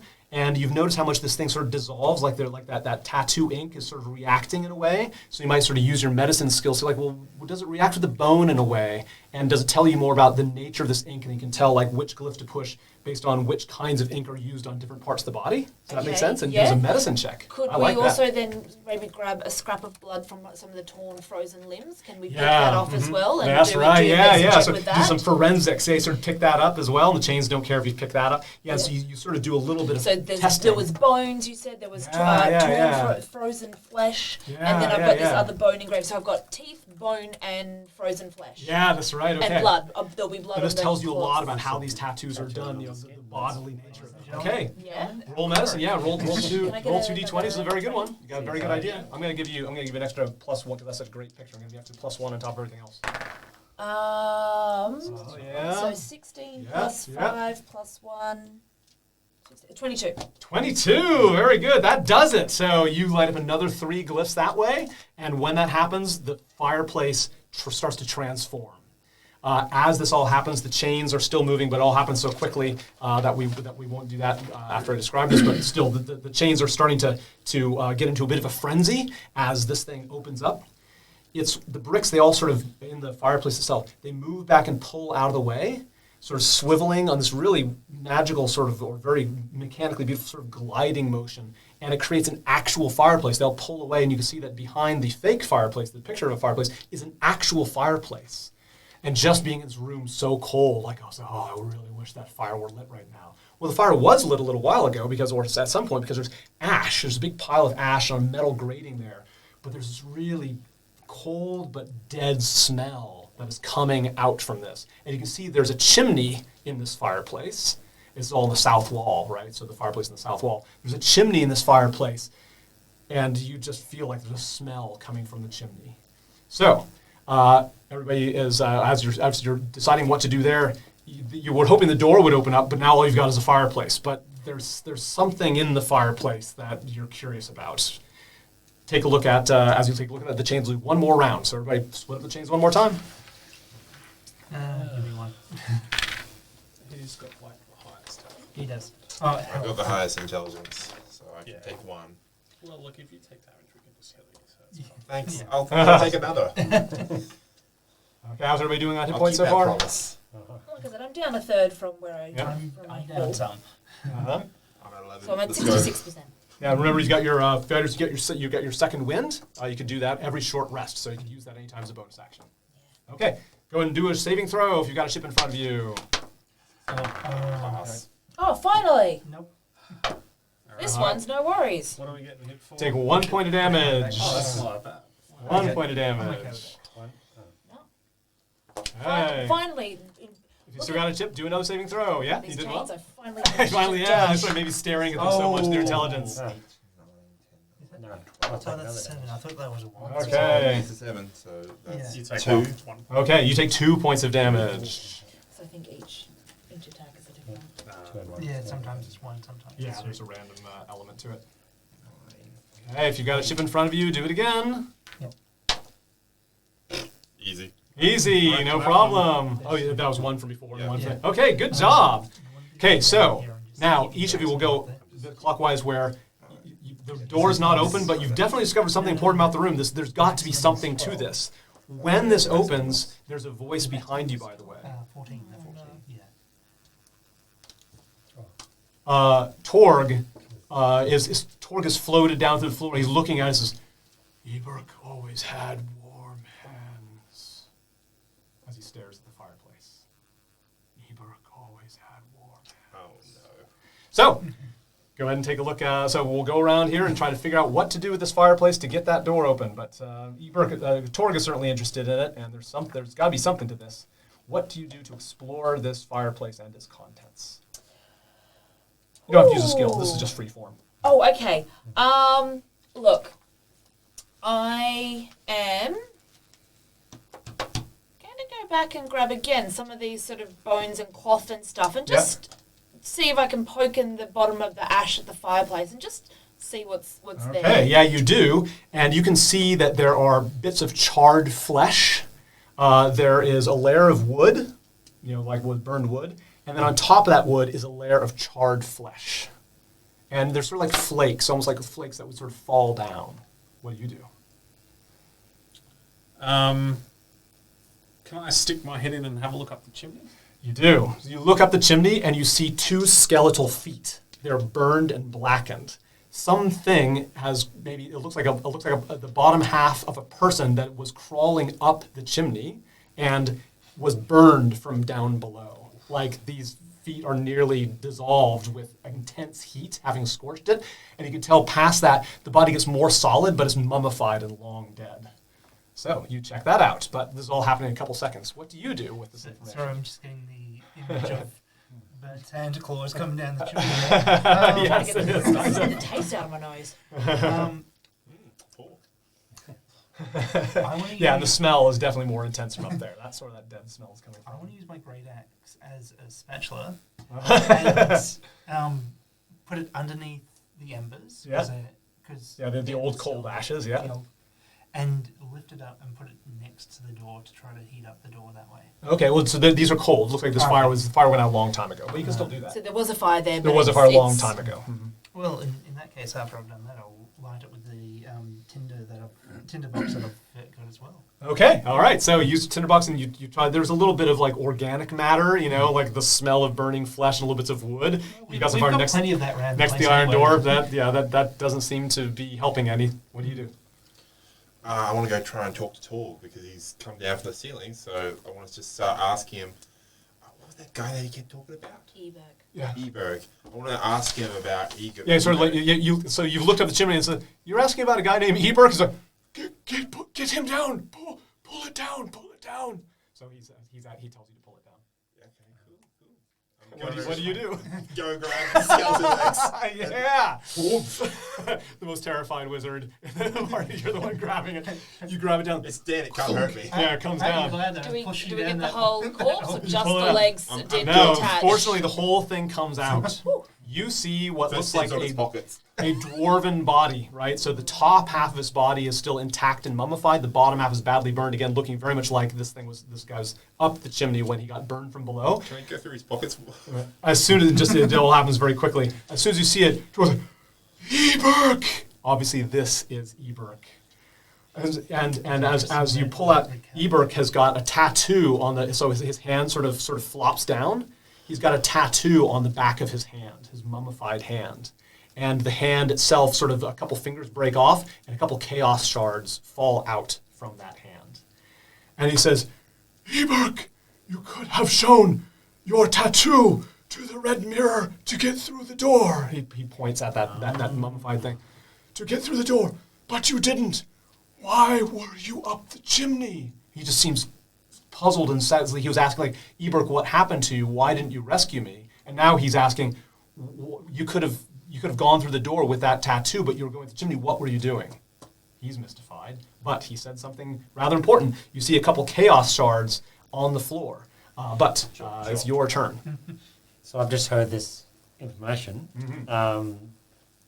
Is it possible I can put the hand up near the mirror? Sure. So you break, the hand breaks off quite conveniently. Oh, Eberk has this on his back, this body. You hold the mummified hand up to the mirror, and there's a clinking sound as the chains unwrap from the door.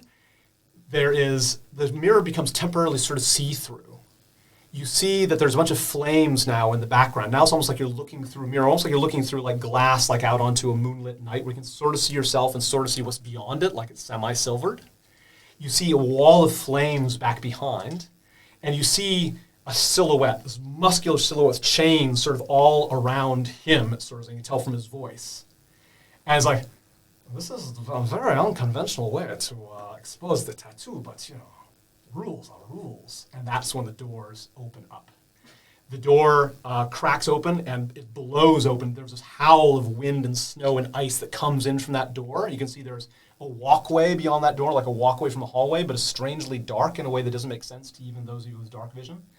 And this voice from the mirror seems to emanate from the mirror. You feel like this is who's been watching you, has opened the door for you because he showed the tattoo. Good job. As you go, there's really no time because the door opens. The chains have continued to move. If you stay here, you'll keep suffering. And the door opens up, but it starts clink, clink, clink, clink, clink. It's like it swung open quickly, and then it starts this clinking shut in a very mechanical way. You've only got a couple seconds to all go through the door. Job's like, what the fuck is going on, man? Like, I don't want to go through there. Let me out of here. Let me out of here. She's like trying. She climbs the rope. And she's banging on this thing, but a chain wraps around the rope and tears the rope off. She falls down. It's like, oh man. And she like wraps her arms around you. It's like, just save me. Let's get the fuck out of here, man. You grab one, I'll grab the other. We'll just run through the door. And that rope, she's grabbed it with her, so we're going to use the half length that's left. Yes, you now have a 20-foot rope. I'm happy with that because You put that back in your inventory. What color was the tattoo on the dwarf's hand that we used? Black. So mummified is hard to tell, but look like black tattoo. Okay, I'm taking black ink and the thing because we might need to tattoo our own hands to get past the doors. Okay, it's taking a risk because if you do anything to go at the door, these chains are. I'm going for it. Okay, do a dexterity saving throw. 15 and saving throw Wow. is +2. Ooh, okay. 17. 17. I'm Let me going to look throw a this up. spanner in Do the we need works. to take the hand? Or I still got it in the hand? You've still got it in your hand. Yeah. You haven't dropped it. Yeah, This that's has all happened in an instant. Like I said, you grab one, I'll grab 17. A chain whips around your hand as it reaches, but you are able to like dexterously move out of the way, and the chain sort of like ties up in a knot above, and sort of like it would have jerked you quite hard. But you managed to grab some of that black ink, and you got it in your pocket. So write down black tattoo ink. But that's the And only the chance. needle, right? And the needle. Yeah, and the needle, sure. Yeah, a couple needles. The 2 chaos shards. Everybody who's not you, roll to whoever rolls the highest gets each of the 2 highest rolls get the chaos shards. If you want to, if you don't want to toss the chaos shards, don't roll. Oh, hang on. No, I got a 4. Two so, yeah. 6s. And I've got a 7. Let's roll again.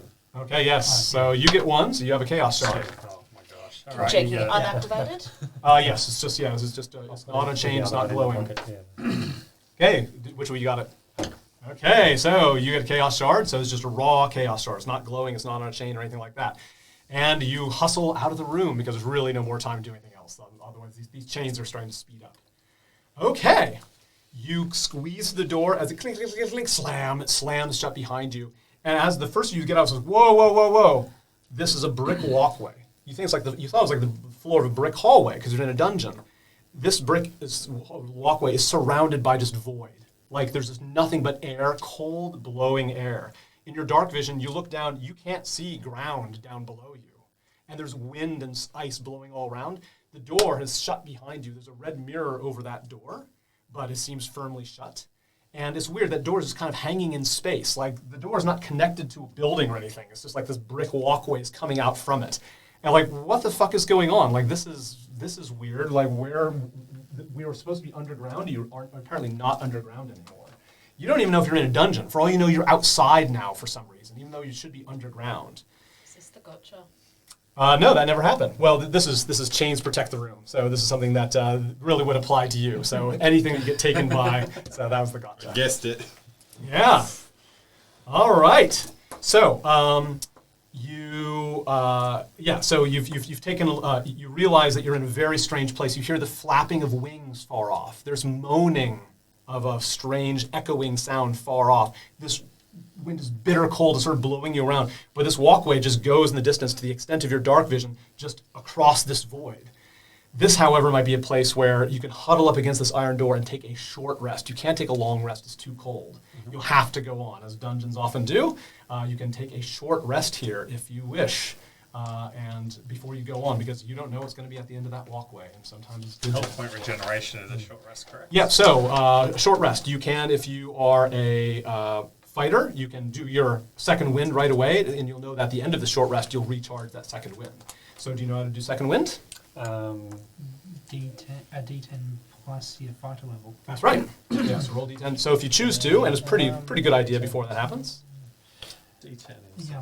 The rest of you, including fighters, can also, once you do that, can roll. You can just cast spells and things. Clerics can cast spells, of course, to heal, or you can use hit dice. Oh no, That's a I'll hold on to my hit points for now. I do not Because I still have have a healing potion, and I still Okay, have. roll a Now I D20 have the as well. healer's kit, which has a That's built-in.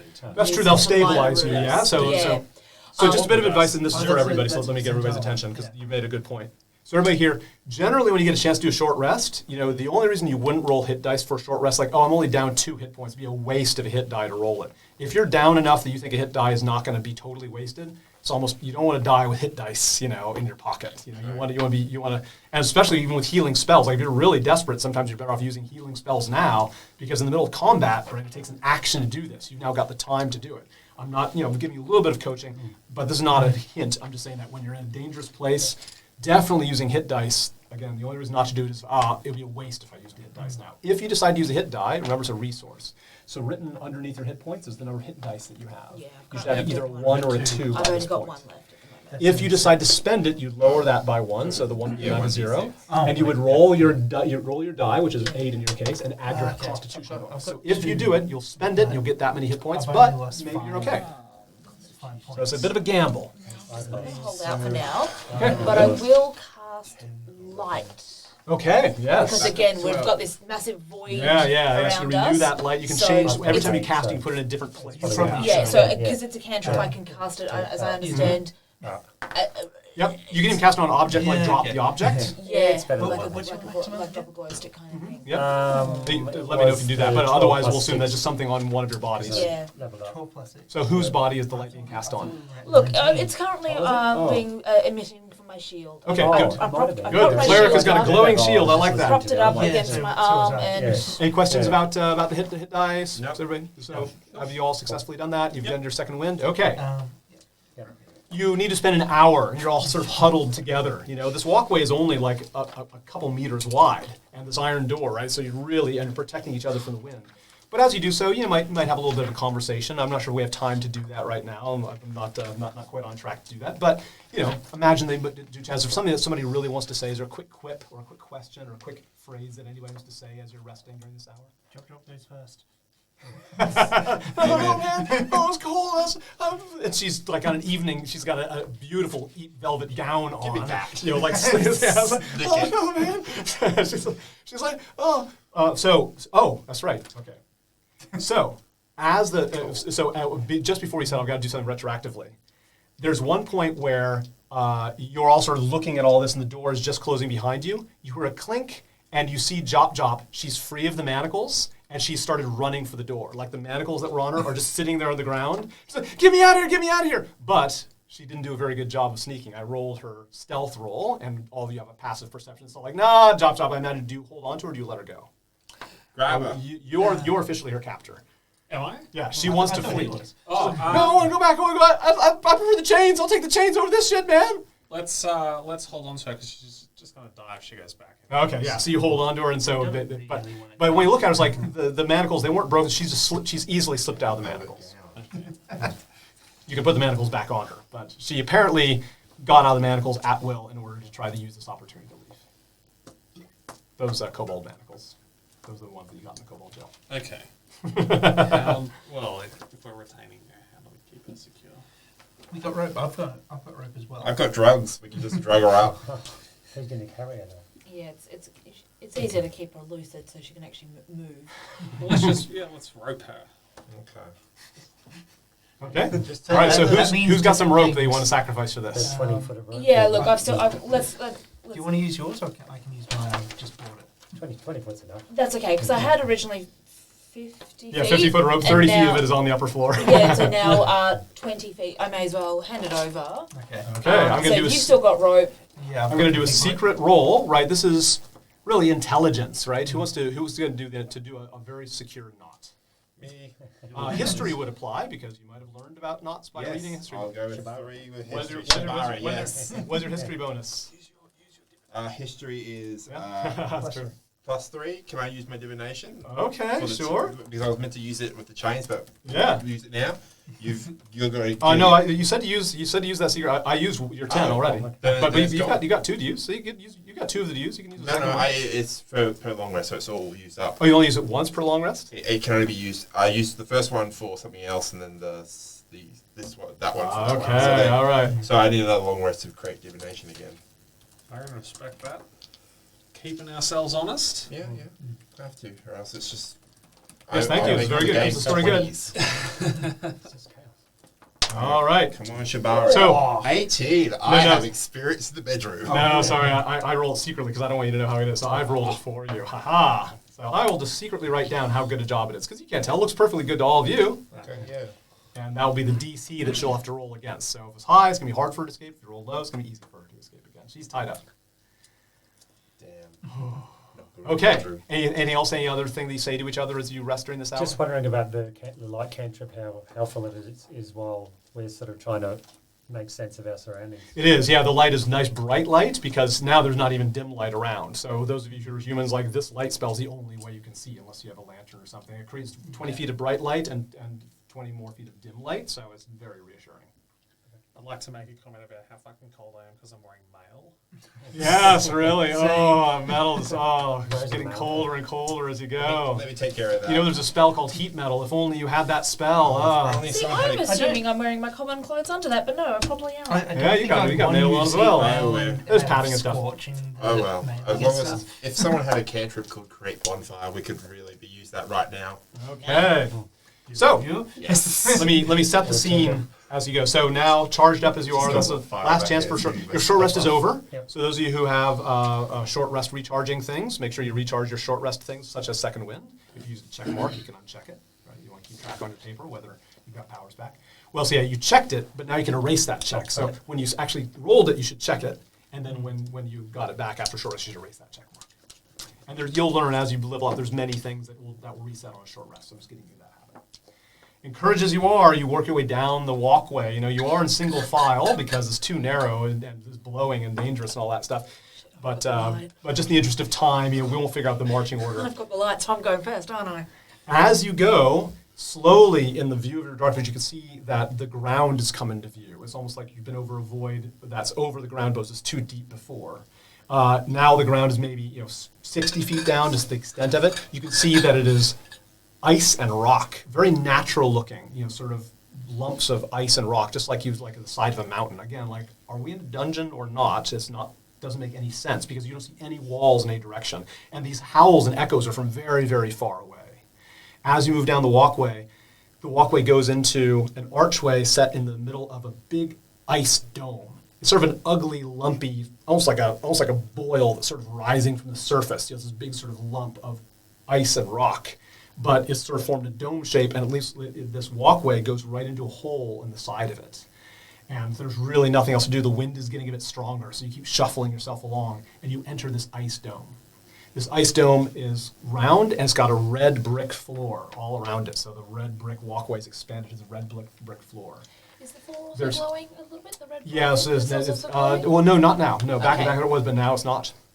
In the middle of this red brick floor is sort of like a square well. It's like a short sort of set of walls, and there's two ravens perching on the edges of this well. Looks like there's a shaft that goes down with a sort of, about a meter high wall. The two ravens are on either side, and they're facing each other symmetrically. And then they both look at you, and they both move their heads at exactly the same time, and they're like mirror images of each other. They shuffle their wings. They each shuffle their wings exactly the same way as a mirror image of each other. They hop up and down, and they're synchronized. And they both squawk at you at the same time. You see that there's chains. The black chains are all over the floor, but they're in these spiral patterns. As you notice, these very complex or spiral patterns all arranged around this floor. And it seems like the only way, apart from that iron door you went through, is this shaft. This is the way down. What do you do? I prepare for fried chicken. Fried chicken coming right up. I quaff nevermore. I was trying Yeah, hard not right. to go there. So, oh man, I don't like to look at those things. I want to go back. Why can't we just go back to this thing? Job. Can't we just show the mirrors? I was like, I'll make a deal. I'm going to talk to the mirror. I'll sacrifice something to the mirror. I'm going to go back and I'm going to make a deal with whoever's in that mirror that they'll let me through if I just give them something. I just don't want to be here anymore, man. She's freaking out. But you're not. You're adventurers, maybe. We're adventurers. What do you do? And So where is this well shaft compared to the rocky ice dome? Like, is it? It's the center of the floor. So it's like, imagine you're a big round floor. The exit is sort of behind you, and it's just like several meters in. There's a square shaft. Okay. And you've just entered the ice dome. Thankfully, you're out of the wind, but you've got these ravens at some distance from you, and they're looking at you and hopping and cawing. What do you do in the next several seconds? So with this and it's this square shaft, are the ravens like that, like They're always east moving west, around. or Yeah. is it north south? They're east. They're basically east west. They're on. They're to the left and right edge. But as they're moving around, they're always moving in sort of a mirror pattern to each other. Is there anything on the well itself, on the outside of the well? Yeah, I can take maybe one question from each before something happens. So each of you have a few seconds to observe or do something. So ask your questions carefully. No, there is just it's a lot of frost and sort of ice is sort of attached to it, but otherwise the bricks look very clean and neat, perfectly regular. Just Something just to do slightly or observe something before something happens. just slightly walking in that direction. Yeah. I look down the well. Right. Okay. I ran ahead. I just want to know. So let's say the two of you, together, like, okay, we're going to look down this well. So you get close, you look down, the shaft goes down, maybe a good like 30 or 40 feet, sort of like a steep angle. And it seems like the bricks sort of like emerge like the sort of handholds or something that you can actually climb down. And there's another brick floor way down there. And then you each hear either side, "Rock!" And the ravens have jumped towards you. You each feel a beak stab into the back of your hand. It's just a bird beak, right? It's just a peck.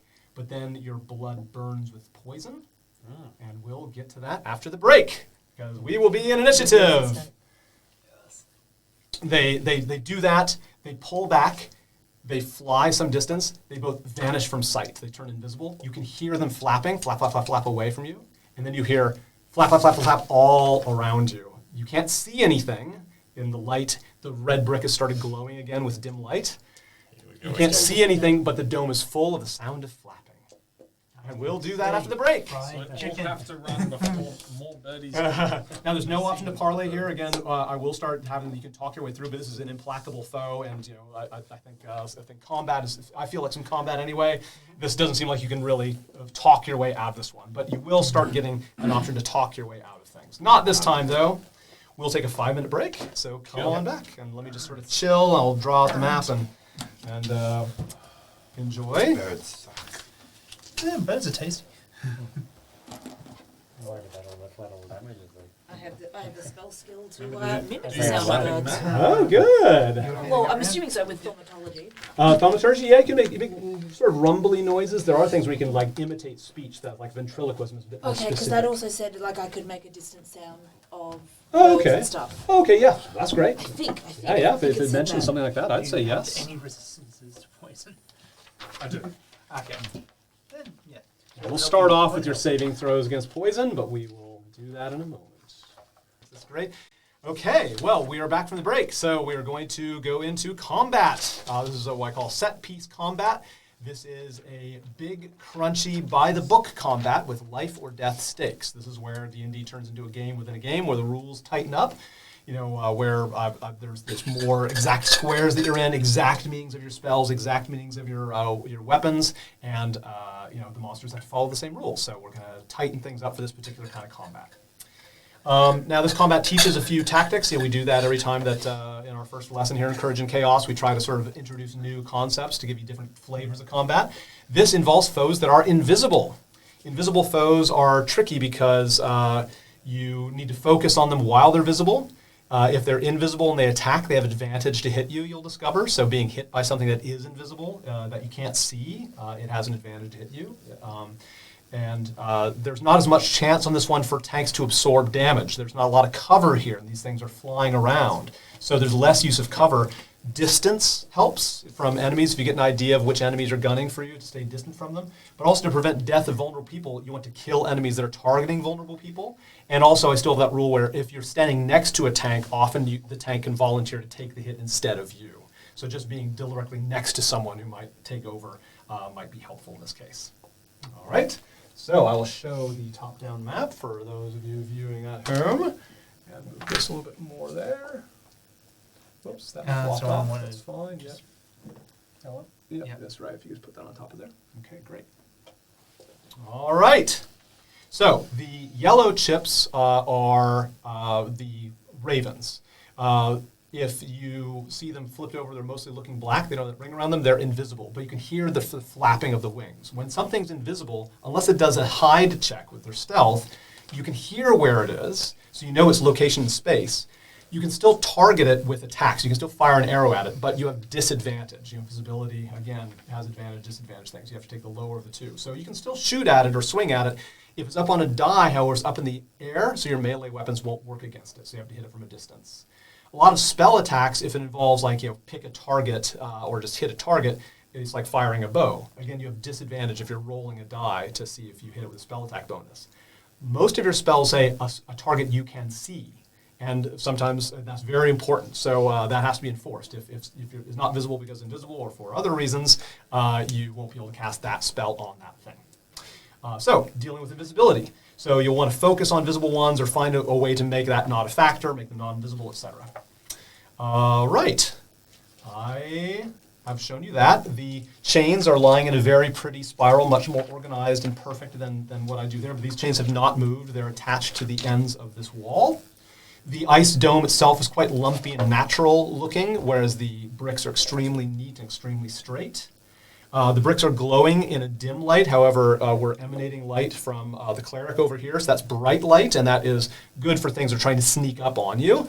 It doesn't affect invisibility. Invisibility still is not revealed by it, but it still is a little better to be in the brightness if you're worried about things sneaking up on you in the shadows.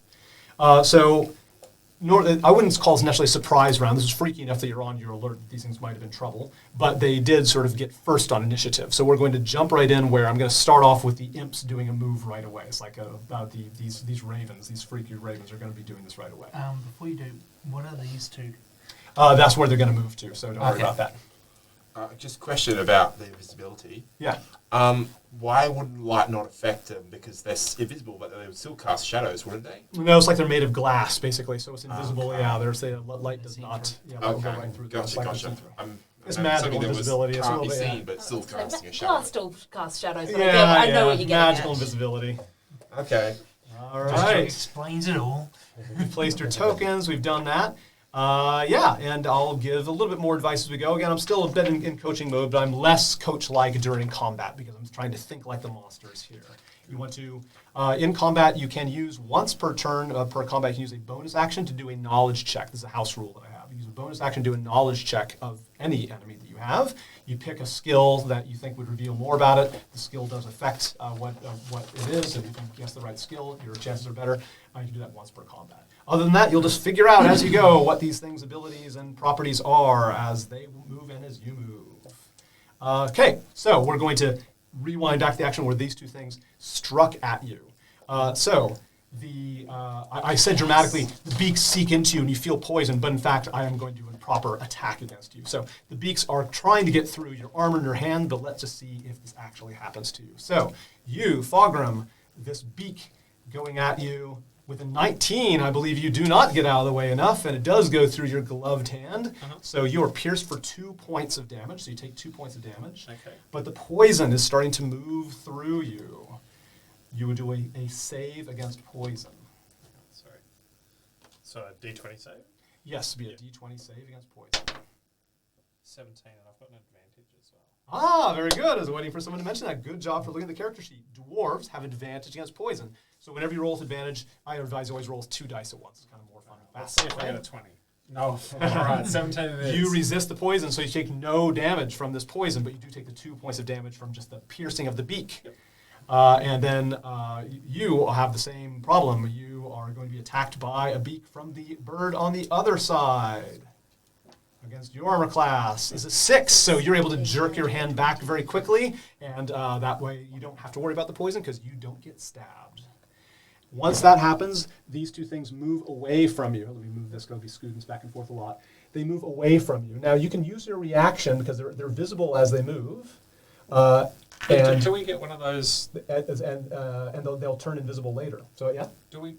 If they're running away from us, do Yeah. we get a similar? Yeah, you get an free hit opportunity, on them? exactly. So you get a free hit on them. So as they move away, you can use your reaction, the two of you, to do a free hit on them.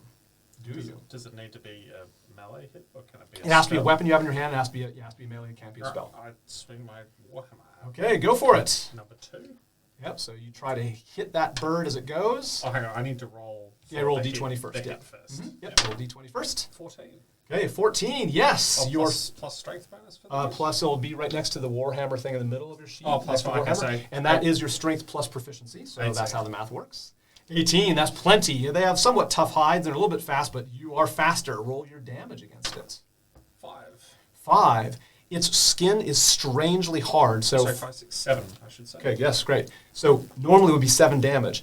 this thing seems supernaturally tough. Like its skin seems to resist. Like there's almost like a bit of a bubble or a shell around it. So it takes only half of that damage. It's resistant to your bludgeoning damage. We cut 7 in half and we drop all fractions, so it takes only 3 points of damage. However, as a result, it is a little injured. I'm going to sort of mark that way. I'll put a B next to it to be less injured because I'm using the flip to show that it's invisible or not. So it is injured as it flies away. It flies and circles away, and it doesn't get a chance to turn invisible, but it goes at some distance. And if it's on a die, it's too hard. You'll miss it with your melee weapons. You is flying away. Are you going to take a shot at it? Yeah, I'll take it. Okay, so you swing at it. Whoa! The natural 20. Nice. Nice one, man. What do you have in your hand? The great axe. Okay, with a great axe. Yeah, you chop at it with your great axe as it flies away. Roll your damage against it. Do you get to roll again with the nat 20 or? No, you get to roll two. All dice you roll twice. So roll that. So add that. So you got your great axe. And Great This is a D12. Yes. D12. Yeah, so you're rolling a D8 there. Oh, Let's sorry. do that again. So you want the one with pentagons on the side. So that's even better. So you have to roll both of those again. That's a 12. Well, no, please give him his own D12, Okay. just because I want everybody to have their own dice. Oh, yeah. Yeah, I just want everybody to get used to having their own dice. Just keep it next to you so you're ready to roll at any time. Thank you for your offer, but we want to get in that habit. Oh, yeah. Okay, We'll take the plus. same rolls, so, Do a yeah. 6. Oh, hey! So you take that 13 and then you add the bonuses here. So that 13 plus that 3, right? That's right, yeah. Wow. Okay, so 13 plus 3 give me the total. That's 16, yeah? 16. That's, again, it seems to resist that damage. It takes only 8 points of damage, which you think that this should have been enough to like cut this little thing in half. You could just sort of feel that would be the case, but it doesn't do it. It instead is very badly injured. Let me make sure I've got that here. Hang on. That's only 50% damage. Yeah, I figured you might need the D6 for the javelins. Oh, wait, you've got one. Yeah. I made a mistake on my little spreadsheet here. Cool. That's right. Okay, yeah, you feel like it should have been badly, should have been destroyed by that, but it seemed to resist that slashing damage for some weird reason. All of your warrior's experience is telling you. That was its turns, and now these things. So, this one swoops down. It's still invisible as you hear it coming closer to you, Smaragd. And it's still invisible as it strikes you, which means that it has advantage when it strikes. Okay. So I'm rolling, my computer here automatically rolls twice and gives the highest of 2. A 22 is the result against your AC. You have a high AC, but man, that invisibility really didn't do it for you. No. Just saying, Matt's computer rolls a suspicious number of 22s. No, that's all right. It's all fair. It's all Which is fair. always high It somehow. just speeds things up a great deal on my computer. Do it. You get 2 piercing damage. So you lose 2 hit points because of the thing. As it appears, though, whenever you attack while advantage, you always turn visible. If you have regular invisibility, invisibility only lasts as long as you don't do anything violent. So it turns visible, but it is no longer a raven anymore. It looks like this.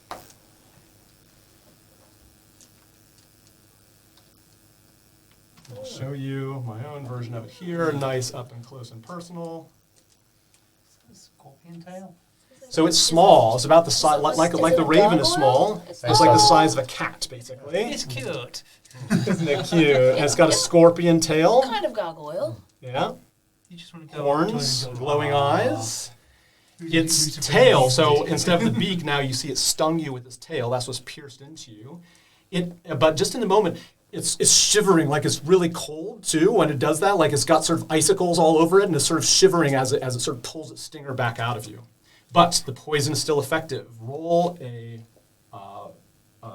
saving throw, Constitution saving throw against poison. But as you've pointed out by your dwarven companion, you get to roll with advantage against poison.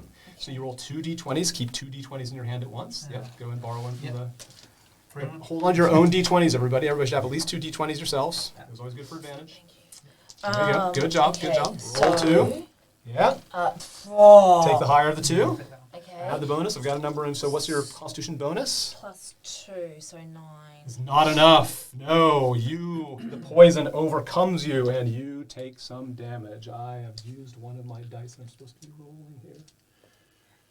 Where is my D6? It's under that one. Not anymore. Never was. 6 plus 6. You take 12 I'm points. out. Oh my god! Sorry, guys, I'm out. Oh I'm no, the minus cleric is two. going down. Were you I'm at minus two. were you at full hit points? No. You weren't at full hit points at the beginning? No. I'm rolling those hit dice. I'm rolling hit dice. I don't mean to lecture people as they go down, but this is why you want to charge up when you have a chance. Yeah, Okay, no. you're down. So Smaragd falls down from the poison. Yeah, you're down prone. And keep in mind that bad things happen every time she'll be rolling for death saving throws, and other bad things can happen. So please take care of your friend. That was that one. 2, sorry, moved. 3 hovers. It flap, flap, flap. It gets up very high, but it stays invisible up here. 4 is, no, that was 4. 3. Three, yeah. 3 was this one. Yep. 4 is over here. I haven't done 3 yet. 4 moves over here, by the way, but we'll do it now. 3 comes here and again strikes you while visible. So it turned visible, but it strikes you with advantage because it was invisible. Is there a 22 in the mix there? 15. 17. 17. No, your armor is stronger than that. It digs that thing in, but it does not get through to your skin, so you take no damage and have to make no save. 4 is just hovering sinisterly above you. 5 has already done its thing. Now it is going to be all your turns. We're going to do a modified version of. This is actually small enough people that normally I'd have everybody do their own initiative, but I don't have you in the computer to do that, so I'm just going to ask you to simplify the initiative again.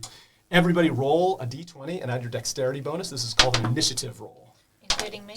Yeah, sure, because this will 13. be where your 13, your nice. And you said initiative? yeah. So initiative is just dexterity. So Oh. Mine, 12. some characters roll more than that, You but might. almost 13. everybody rolls 13. dexterity plus their d20 as their initiative roll. 13. Okay, so who's the highest?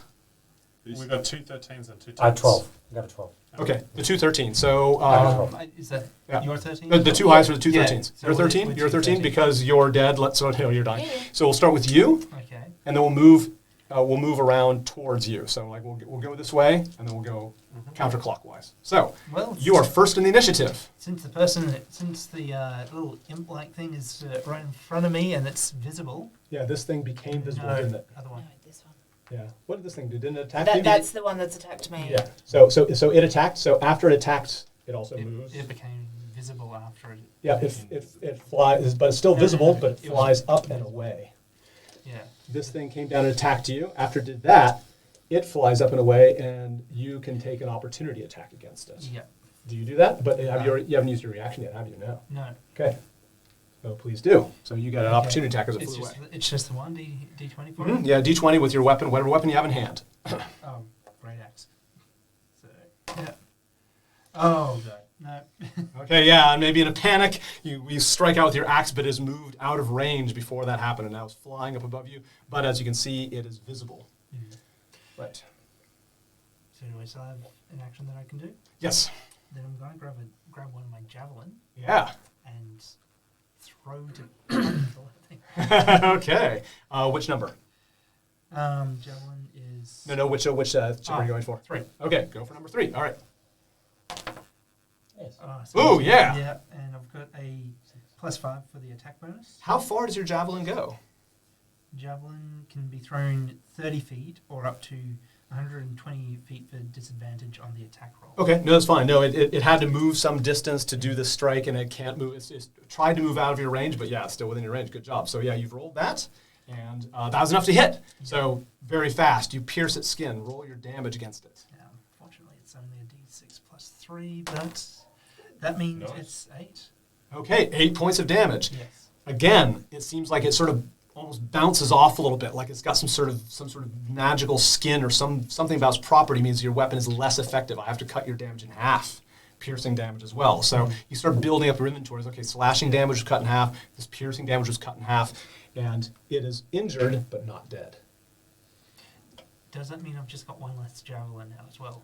Yes, Or you how do. would Now you pick them up at the end of the battle. Okay. So, but for this battle, we will go ahead and sort of mention that sort of like line here. Yeah.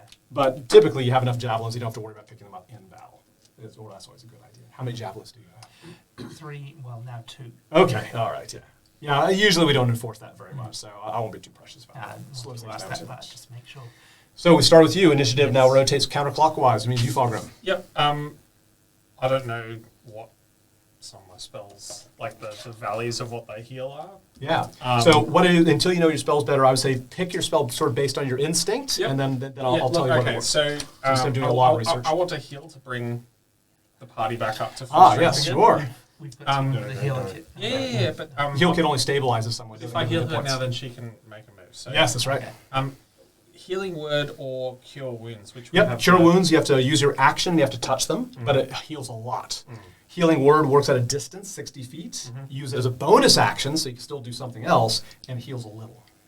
Okay, I might just walk over and cure wounds then. In that Okay, case. yep, so see if you can move, because count your squares, 1, 2, yep, that's fine. You And do. then I can't Yeah, I'll remember look what I up need cure to wounds, roll. yeah, that's fine. Now I got it over here.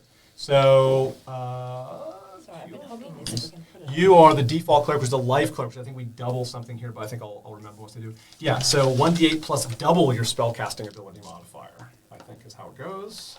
Can I have your sheet? Because I forget, I should remember this. I've worked with this so long here. Yes, so you... I think 5 is a spell Rank casting it towards the ability, or is that spell Yeah. attack? Yeah, preserve So life, I that's think fine. Spell Spellcasting. Oh yeah, Disciple of Life, critically effective.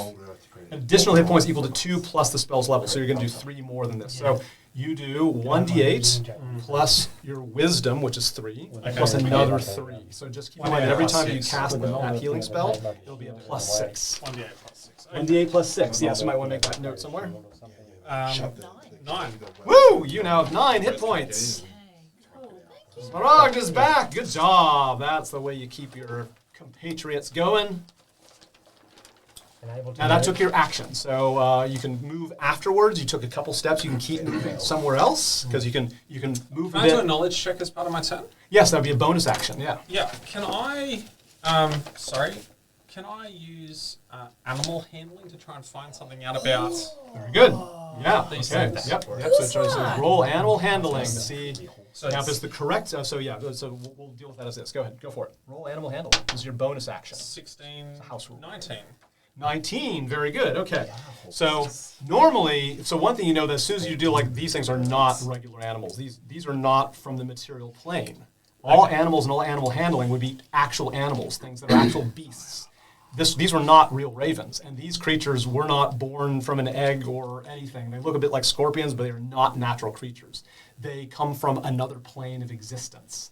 Religion would tell you more about it, but a 19 is still a very good roll, so you still know something about this. You think that these things are quite good at flying. You think they could fly about 40 feet, so they'll be able to fly pretty well to stay out of your range, so keep that in mind if you're judging on that. They're faster flyers than you might have judged as you're judging that there. You can tell that they are resistant in a way that is not explained by how thick their skin is. They have some sort of something about their very nature, probably their extraplanar resistance, their extraplanar nature means that certain kind of attacks won't work against them. You think that magic has a lot to do with it. You think that regular attacks, like unmagical attacks, probably have resistance. So that's why both the slashing and the bludgeoning are at half power, because it's not explained by the thickness of their skin, knowing what you know about animals. And I won't say that.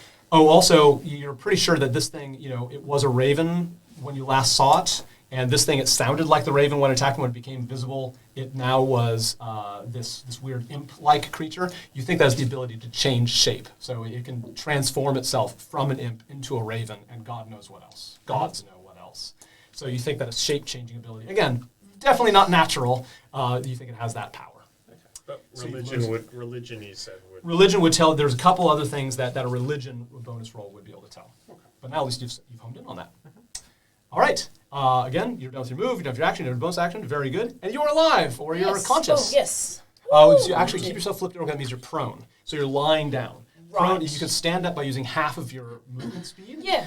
If you're lying down, is bad because things have an advantage in you. So I do recommend standing up, Okay. and that's used like half of your movement speed. And then I can still move like 2 squares. Yeah, exactly. Okay. Now, these are all in the air, Yes, if they're on a die, they're in the air, out of but range of a these melee are weapon. visible, aren't they? Yes, that's right. If they're dark, then they're invisible, but those are visible. Okay. That one's already had damage done to it. No, that one's had damage done. That one's not. All right. I might actually see if I can go for that one with my prepared. guiding bolt Okay. spell. All right. Yes, you prepared Guiding Bolt, a very powerful spell that can lash out at things you can see.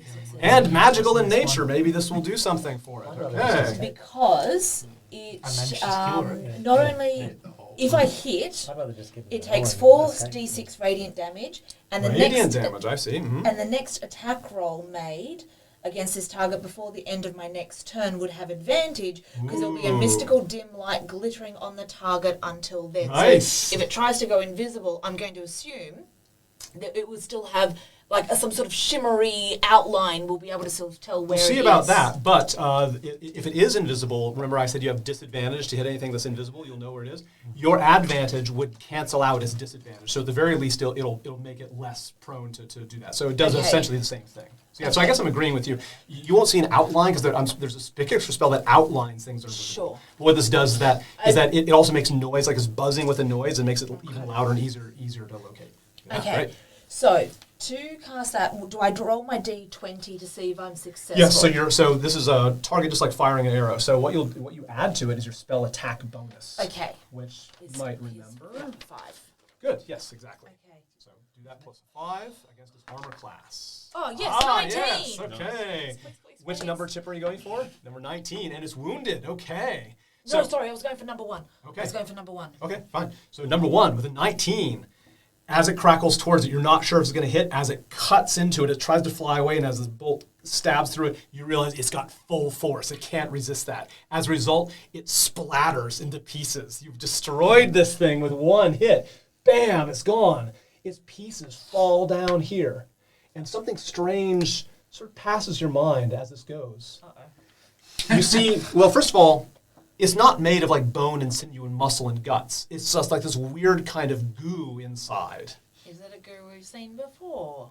Is it a goo you've seen before? Is it like the goo someone from linked the it? Chaos Realm demons? Ah, very good. Yeah. It's similar in that also made no bodily sense. This goo is like a different texture and color, sort of like a reddish texture and color, whereas that one was more like a gray-greenish. But yeah, it has the same property that maybe, again, those things were from another plane. Well, now you know from the animal handling, these things are from another plane. Yeah, they don't have normal physiology. So you know now it's just even more proof these are extraplanar. However, when you destroyed those demons up there, you know, they temporarily turned to goo and then they dissolved away. And as soon as you cut it, there's something in your mind like the childhood story that, oh yeah, these must be imps, right? And imps are these nasty creatures that will sometimes appear, you know, in the world. You know they're from another plane, but you know, without a special knowledge check, you don't know more than that. But the weird thing about that you've always heard in the story is that anytime you destroy an imp, it disappears in a puff of smoke, and then it reappears back where it came from, and it comes back at you for revenge. That's why they say don't piss off an imp by killing it if you're in the stories. This is weird. You cut it into pieces, and the pieces fall down. You're expecting it to turn to smoke and disappear, but the pieces are just lying there. And there's something about that that seems strange that you can't quite put your finger on. But you're in combat, so you've destroyed it. Very good job. Okay. All right. So we didn't even need to do my damage. to it. You've rolled your damage already, didn't Oh, you? okay. No, that was me just seeing if I hit it, was it not? Oh, so it's a 19 to hit. Okay, go and roll your damage. I think should be enough. Because it's 4d6. Yeah, there you go. That's enough. So, yeah, that's actually 19. Yeah. Wow, that's a weird coincidence. So yes, you do 19 point, but the important thing is you do full damage against it, which is also very encouraging. And yes, it gets torn into pieces, and the pieces are sitting right there. Okay. Next in the initiative order is Shudian. I always like to suggest everybody huddle in a group to sort of Yeah. Okay. for Decide quick protection. and call Yeah. out and then do your thing. maybe at the wellhead. Okay. So Yeah, you so- call out that suggestion, and what do you do to act? Probably try and Yank people in. If people are willing, If you they're can willing, move. yeah. You can move them at half speed. So you Yeah. can move yourself and them at half speed. If you think that's important, that would be. just so we're in a, So your in a action group would be to rather than grab being them. all So you'd use your action separated. to move them around. So Yeah. if that's what you choose to do, you just do that and connect Yeah. to one person at a time. What do you do? Okay. Well, it might be quicker to come to the centre and get somebody else. Yeah. It's combat quick. Yeah. Head, So head to the center and Yep. just sort of start hustling people. okay. So you Yeah. move to the center. But is there any other? What do you do with your action? Well, I will just. Through, jump down. Hold it. Oh no, man, don't throw me down the well, Well, no! I may try. Actually, can I just herd people up? Can I go around to the furthest people and herd them sort of towards Yeah, so what you do, where were you originally? right at the well? There at the well? Yeah, right at the well. So you could go here, you could go like 1, and then attach, and then say 2, 3, 4, 5, 6, basically, and sort of move into position there. So Okay. you could use your action to get everybody near the well. I- If you concede, is that okay with you? You have to consent to be It grabbed. might be easier to get me down We there have to because- decide. So Yeah. you've chosen him. Yeah, Now the only just question is, do proximity. you consent to get moved? Oh, sure, yeah. well, Okay. let's- All right. let's So have it. good. Then your turn is done. Okay. All right. That's it. All right. Okay. Moving to you. Cool. Non-combat. I would like to cast Fog Cloud I on this see. entire battlefield. Whoa. Okay. Let me look up fog cloud. That's why I thought being together might be good. So yeah, you pick a point very Right in the very far center of away, the well. and it's a 20-foot radius sphere of fog. So where do you center it? And I will draw it. Just pick an intersection. Just right there. Okay, so that's the intersection. So 20-foot sphere. 10, 20-foot sphere. 10, 20-foot sphere. 10, 20-foot sphere.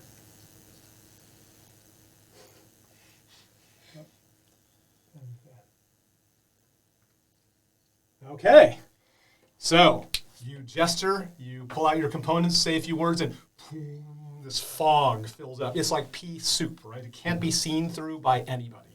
Everything in it is consumed. Things that are up in the air, because just the way the geometry works, they're largely there, but I'd say if they're right on the edge and in the air, I count them probably outside of it rather than inside of it. So this thing is definitely outside, this thing's outside, but these things are close to inside. Since we're in a dome, doesn't the fog kind of envelop those ones as well? Because they can't really fly. Yeah, I mean, I just say that these things are right at the edge. If they're up in the air and also right at the edge, I'm not going to say they're in because they're hovering. It's working so far. Let's not push out. Okay. I need to. Um, I'm stuck in the fog. Then I would like to move in, Interaction. Yeah. move into the fog cloud Uh-huh. and just move tilt forward till I hit someone.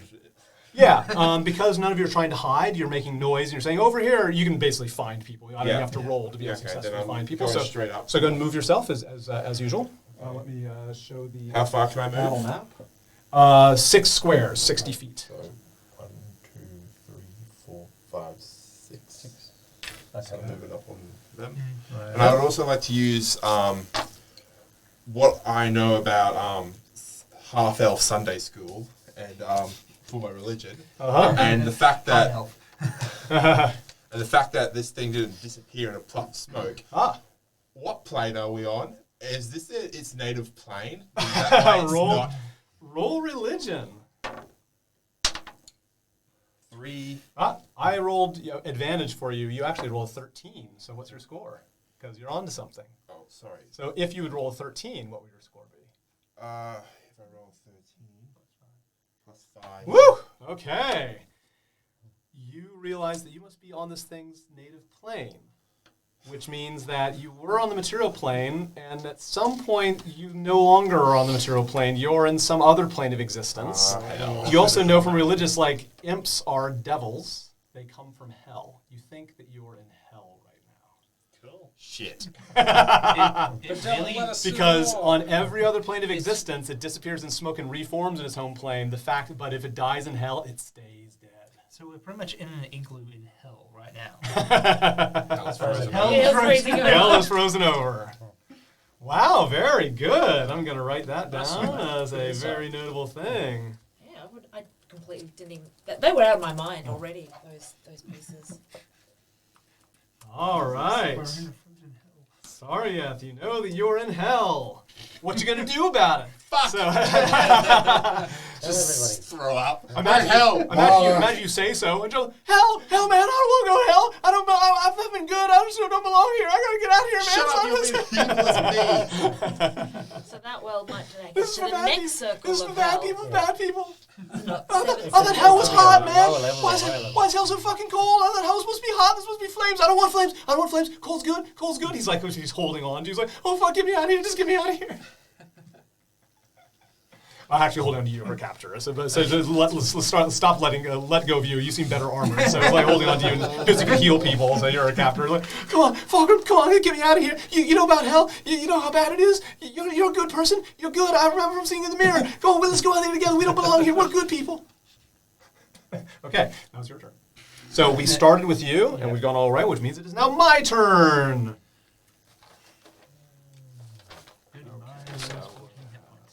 Yeah, she dies next. Okay. All right. Number 1 is dead. Number 2. Over here. Yep. Which is Yep. So number 2 is gonna. I'll do this way. Thank you. Number 2 is injured. It flies down here. It doesn't turn invisible, which you think would be good for advantage, but as it comes through, it decides to attack with its stinger instead. Ooh, actually. No, it got injured and it saw something die. So you saw when this thing got splattered to pieces, all the others like, like all their mouths sort of open when they saw these sort of pieces fall down. And this one, instead of flying towards you, it flies down the well. And it turns invisible as it goes. So you're not sure where it is, but you think it's, I'm going to put it over here. So, there goes down. my idea. So this one has gone down. Turned invisible as it did. Interesting. Number 3. Number 3 is injured. It comes down here, but it can't really make it. It's trying to sort of make it down the well, but really can't resist taking a shot at someone on the way down. Who would it be, though? Someone who's in the way. Someone who's on the path. Maybe someone who's Sorry number for 2. dragging you to it. That's me. Okay, so for you, number 2. It does not have advantage as it does so. So I'm just doing a regular attack with its stinger with a 14. I've got an 18. An 18, clang against your armor. It doesn't do it.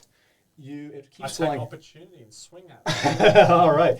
It has slipped partly down the well, so it has a +2 to its armor class. So you're sort of having to get past the lip of the well, right? As it goes, but it's fine. It's only a +2 on its AC. So now, opportunity attacks. You use your reaction when you use an opportunity attack. Just you need to keep track of yourself. You can only use your reaction once per round. Once you've used a reaction, it's gone until it becomes your turn again, right? The reaction is something you do off your turn. You only get it once. But I think this applies to you. I think you're fine. You haven't done an opportunity attack recently, I don't think. Since your last turn? Not for a few times. Since your last turn. So, go for it. So I need to roll to hit still. Yes, try to roll to hit. 3 shit. Okay, never mind. That's Okay, bam! It hits the brick, and the bricks are extraordinarily hard. Like you're expecting to chip the brick. You have a warhammer? Yeah. Yeah. So this warhammer, as a dwarf, you might admire this. Like it doesn't hurt the brick at all. It's amazing. But this thing has gone out, and it turns it attacks. So it's not turning invisible. It's not turning invisible. So it's fine. It's like that. It's damaged. It's damaged. That was number 3. Number 4 flies down here, invisible. It turns visible, however. Oh, wait a second. This is in the fog cloud. Okay, so in the fog cloud, that thing that should have attacked you should have had disadvantage. You couldn't attack it because you can't take opportunity attacks against things you can't see, so you didn't get a chance to do an opportunity attack because of the fog cloud. Okay. So it just vanished down there. This thing, it can tell where you are because you're not stealthy, right? It knows your location. Now, it would have advantage, but because you can't see it, but it can't see you, so it's a double disadvantage. To speed up combat, I have those cancel out, so it's like a regular attack. So the good thing is that it is able to, it's decided to turn, so it must be visible because it attacked you, And it's attacking him. and it's going to be attacking There's you. an warrior nearby who would like to help you out. who's Yes, finding so- you in the hole. No, the warrior has to be able to see you to help you out. We're sitting right next to each other. Sorry, it's too difficult. Yeah. Swing your It has around. to be somebody you can see. You made your bed. You sleep in it. That's what we're telling you. So you are going to be stung with just a regular attack Coolsies. with a 12. Yeah, armor class is 12. Your armor class is 12. You get pierced for 2 points of damage, and you must do a save versus poison. I thought you had to be +1 over the armor. Do I roll that? No, it has to be just equal the armor. Equal, So, okay. Do I, so roll your resistance. Yeah, so roll a Constitution saving throw, please. Constitution? 7. 7, not enough. You take damage from zip poison. And why can I never find my You d6? don't have any resistances to poison. 6 plus 3, you take 9 points of Oh, poison holy. damage. So 12 minus 9. Luckily you got that Hilda's kit. All right, so that thing was number 4. Number 5 is going to, you hear it flapping. Let's see. Just hit it. Did that one go down the well? Yeah. No, this one stayed here. It's right. not injured yet. It's going in there. Can I take an attack of opportunity since it hit me? And you can't see it. And it has to move away for you. But oh yeah, so it does it. It flies away, but you can't take an attack of opportunity At against least it. it's gone. So, no, I'm gonna use Does that. that fly away or fly down there? Well, No, it flies up and away. so All at least right. one of them's not going to fly away. Yep. This one here is injured, but it seems to be ready to go for it anyway. It goes down. It hovers up above you, so it's there, and it's still. I think still that's the injured one, and that was number 5. There we go. 1 dead, 2 fled. Yep. Okay. We are going to start with you again and go around. So what are you going to do? You cannot see anything. You're in a fog cloud. Probably something that might be incredibly stupid. Unionize them? No, I'm not going to unionize them this time. Judging by how far we've got, I can jump down a well. And You get sure down. can. So that's what I'm going to do. They're down the well for a reason. To get away. To get away. It's going somewhere. So I'm getting away from the other two that are.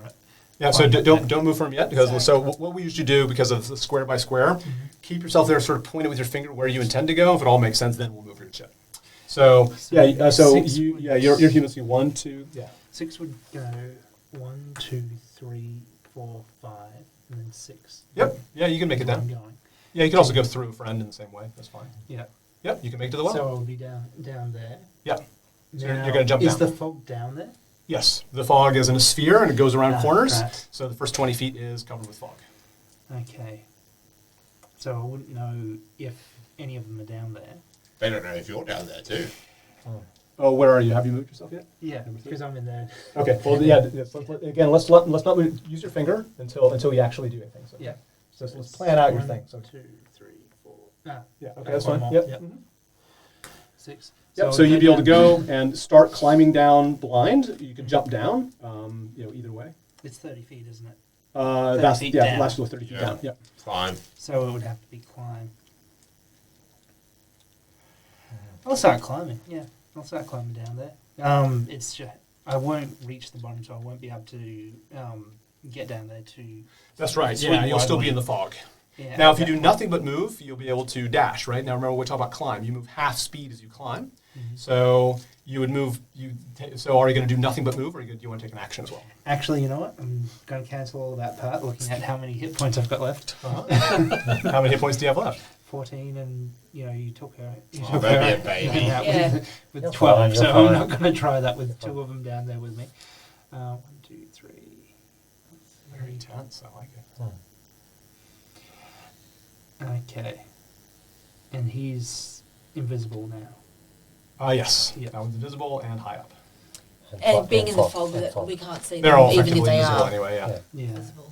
I'm keeping track of that just in case, because the fog cloud can be dismissed. I think as a free action, or on your turn, the fog cloud can be dismissed.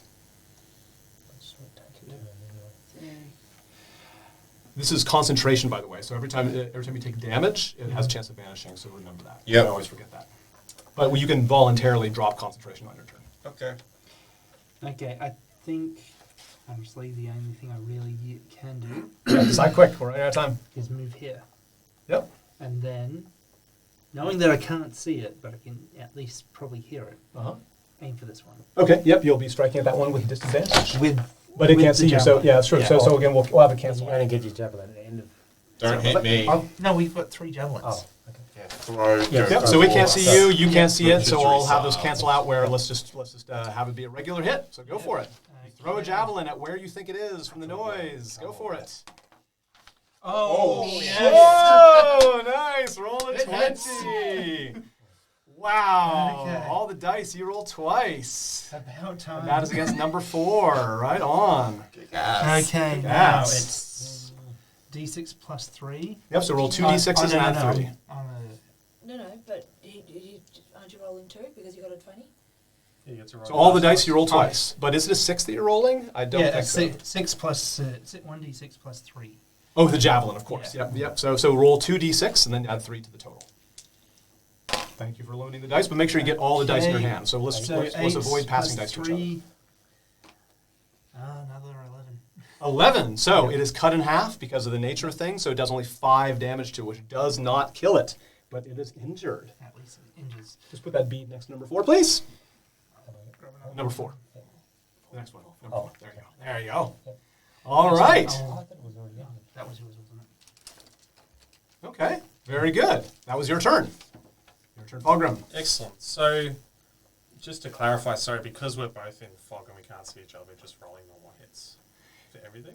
Or? Yeah. So yeah. Normally you both have disadvantage. You would have disadvantage to hit. I think it would just cancel out just the way that I do it. Either as house rules, the way you're supposed to do it Okay. is if they cancel out just like a regular hit. Okay. I am going to use my guiding bolt as well on. Number Good. 5. Let me read. Does guiding bolt say a target you can see? No. I did not know that. That's nice.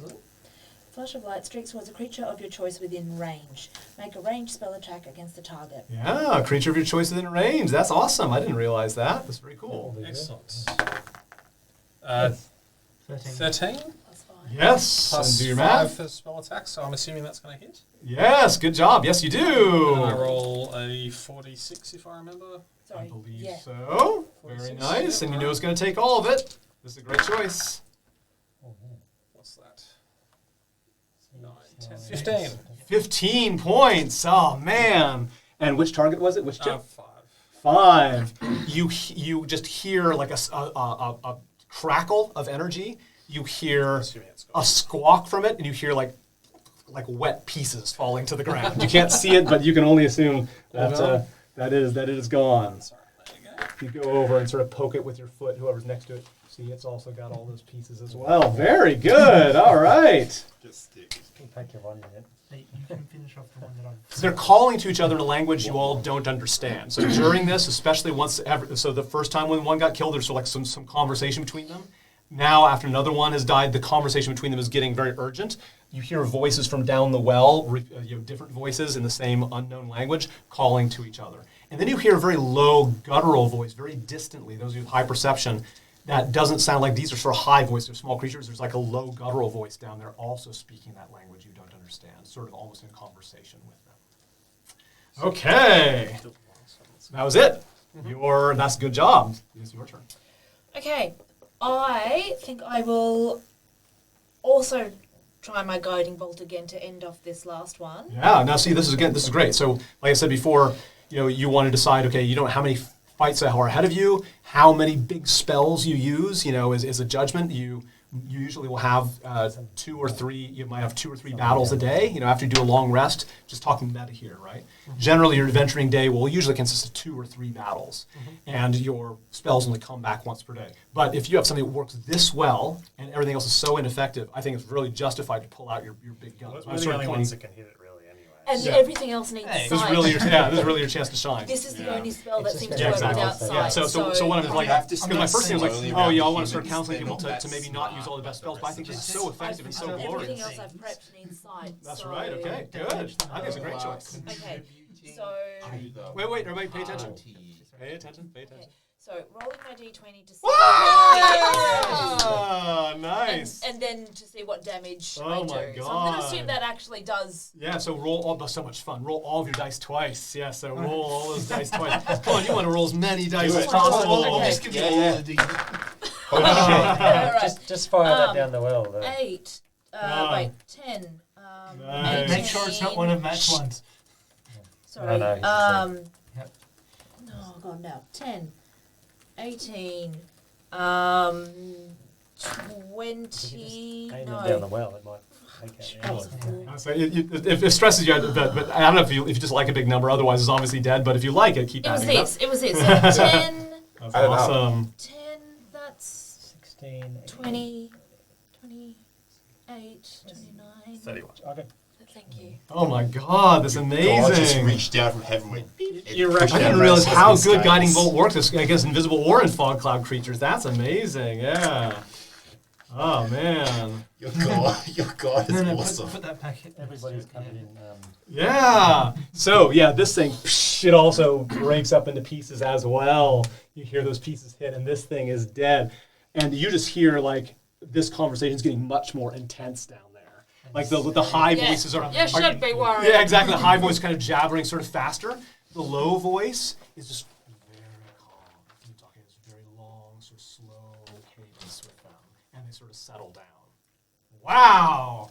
Okay, all the enemies are off the field. You can maintain the fog cloud or release it if you like, but a round goes by, and eventually, you know, the conversation down there has gotten much quieter, and nothing else happens. A round goes by, Can actually release it.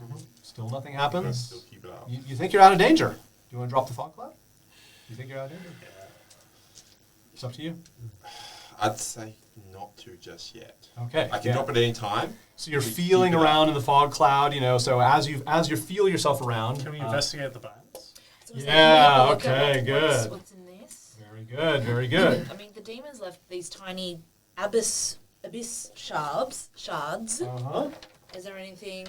Very good Indeed. question. Now, this is different because last time it was this goo that sort of dissolved entirely, and these little gems are sort of like lost in the cracks. Like there's nothing left of the demons that got killed. Like their entire bodies evaporated. You just knew from your observation, like in the cracks of the floor, you could sort of pick these things out.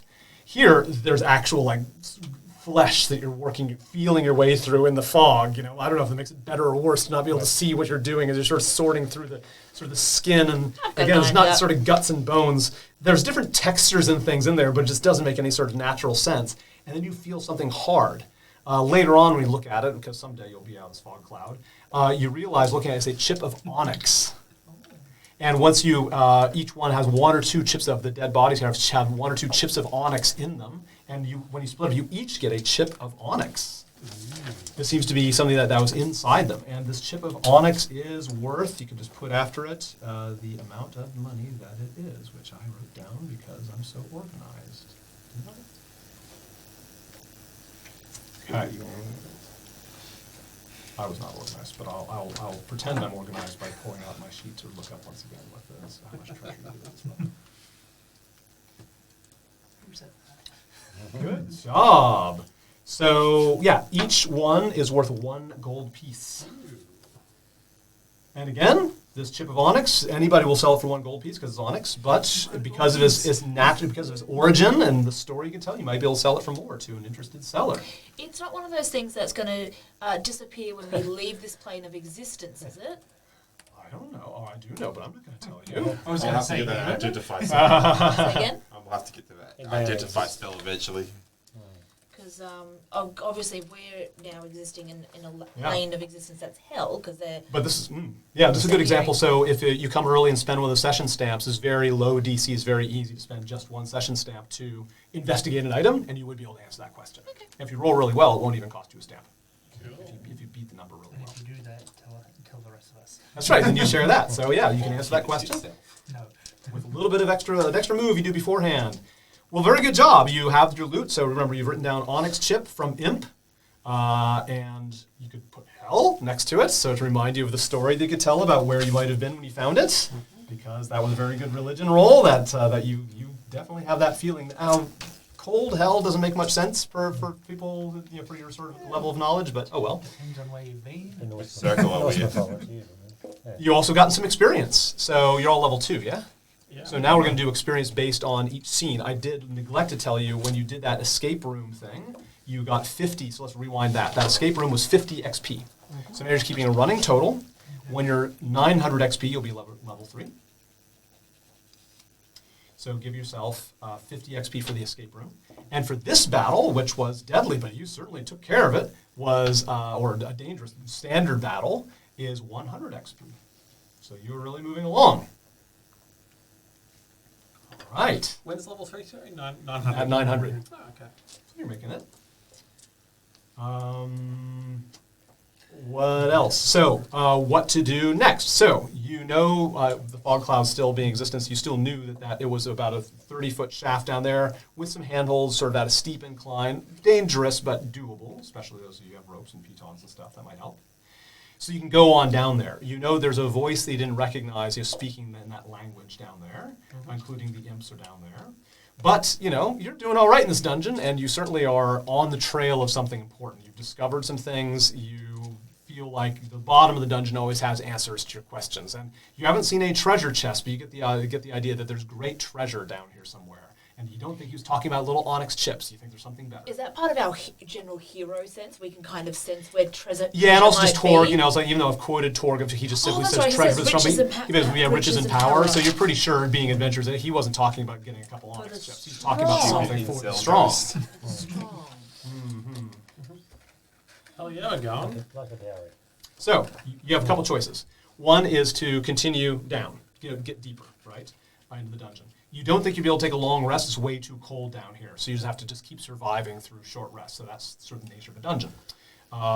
The other thing is to back your way out. Now, you don't know how to get back through that iron door, but if you choose this, maybe it'll be easy, maybe it'll be an extra adventure, maybe there's a different way out. But your goal next session, instead of going down, would be like, no, let's leave this for now, and let's go to the last remaining thing you haven't checked out, which is the goblins. You get to get outside. It's definitely not in hell. There's sun, there's trees, there's grass. You'll be chasing after goblins, fighting. There's going to be much more classic sort of D&D combat. I wrote high combat last Yeah, week. high combat, going overland, seeing more sights and things, and you'd be able to then choose whether to pursue that or not. The last thing is you could always vote to do another round of investigation. So investigation now will have some investigation, some combat, just a little bit of experience to juice it up and have more fun. So that's always a choice that you have on board, is to do a session that has some combat but mostly investigation. So of those three, discuss what you're going to do, but let me do so. Think about that, but we'll do the vote a little bit later on. I've given your XP. I've given you your loot. Nobody's unconscious. Nobody's dead. Summarize what you've learned. We've already got that. So yeah, you've learned a lot about where you're at. You really feel like you're uncovering some really weird, unknown knowledge, and that's something that might excite you. I've told you what those hooks are, and it's okay to leave now if you're in a hurry. Luckily, we've ended at 9, though. We can go till 9:30. I think I'll go to the pub quite soon. So I will you can have a discussion about what to do, or you can leave. While we're here, we may as well finish off what's in this place. So heading down. Yeah. I mean, it doesn't make sense to during the head combat, back but and at the same forth. time, yeah, you may as well just finish the But- story. Yeah, well, no sense backtracking. How much magic do we have left? How many spell slots? I've got. Oh, good point. I've got one. Because we're not gonna, one 'cause left. If we keep got two. going, Yeah, I've got one more. everything in there, we're going to be dealing with disadvantage. It might not be. It's only the imps And specifically. that We've we got have. no each point. Two imps Right, hit points and here, haven't we? whatever is making Yours- that yours. go I'm through. I'm on. Well, is this a DM answerable question? I got a Is healing potion. The Yeah.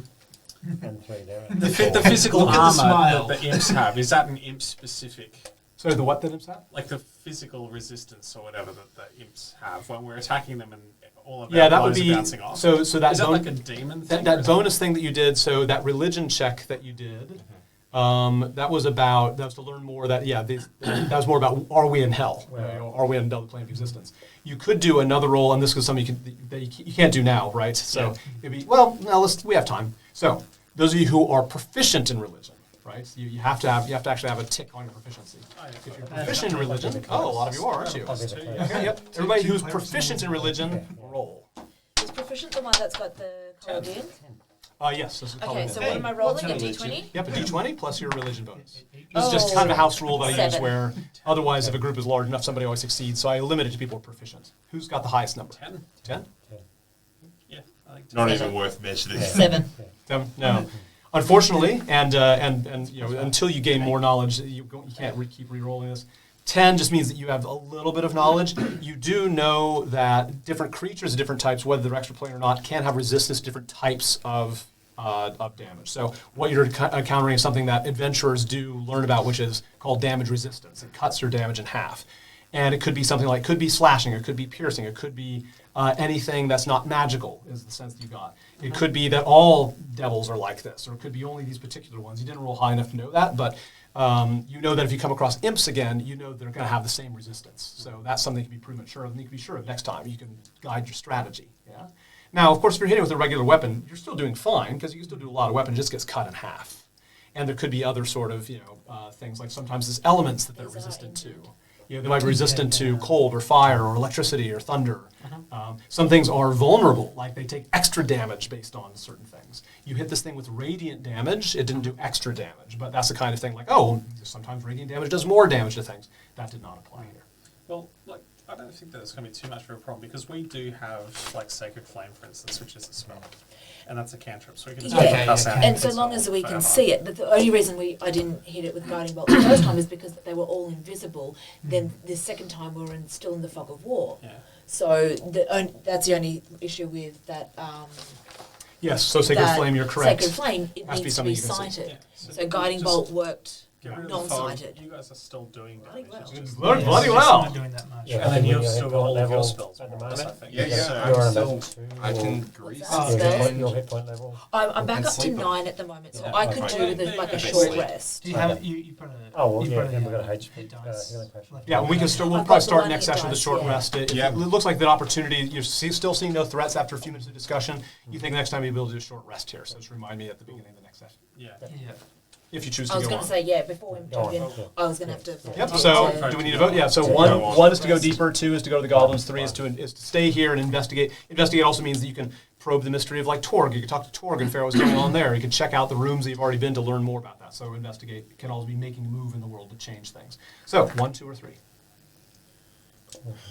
I want to go deeper. Yeah. I want Yeah. to learn a bit Yeah. more about this place before we go I'll deeper. use that as a... Knowledge is power. Learn a bit about Well, this the whole place. thing, Here's a one. you said that the Someone next else's stage is Yeah, going to put, be... put a chip or something by for your votes. If we go deeper, you said that it's Yep. investigative anyway, isn't it? Well, you'll always learn more by going deeper. Yeah, you'll get some answers. Investigate means you're really going to you can learn and do anything you like, and not just what you sort of come across as you go deeper. But yeah, you'll definitely be you'll be getting answers as you go deeper. If we go Deeper will be deeper, Some answers. does that stop us from investigating this room? No. No, So it's okay. you can almost always go back with investigate. You can even remember places you've been. I make Okay, investigate then. very wide. We Okay. could we could do it. So yeah, we can look at still that investigate before we at go least deeper. this I'd room. like to have a look Anything around we at this basically incel cult and investigate what the hell they were doing in hell. can- Probably get deeper, please. Yeah, I guess it's weird things like, have you ever heard of like a cult that like that matters whether you're a he or a she? Like, what's up with these guys? Like, that's yeah, a but weird thing. I hadn't even thought of that. Yeah, it's like I've never heard of this bizarre belief before. All right, the incel cult. So that's the vote. I hope you enjoyed watching us teach Dungeons and Dragons to absolute beginners. Want to know more about how we do it? Then support our nonprofit mission. Unlock extensive how-to videos and use the Courage and Chaos method yourself by using free materials that we provide. You can get all that at the link that you see here. That is tinyurl.com/teachdd, or you can click that link in the description. Of course, please like, share, and subscribe. We're going to come out with these videos every 2 weeks in this series, so I will see you again soon.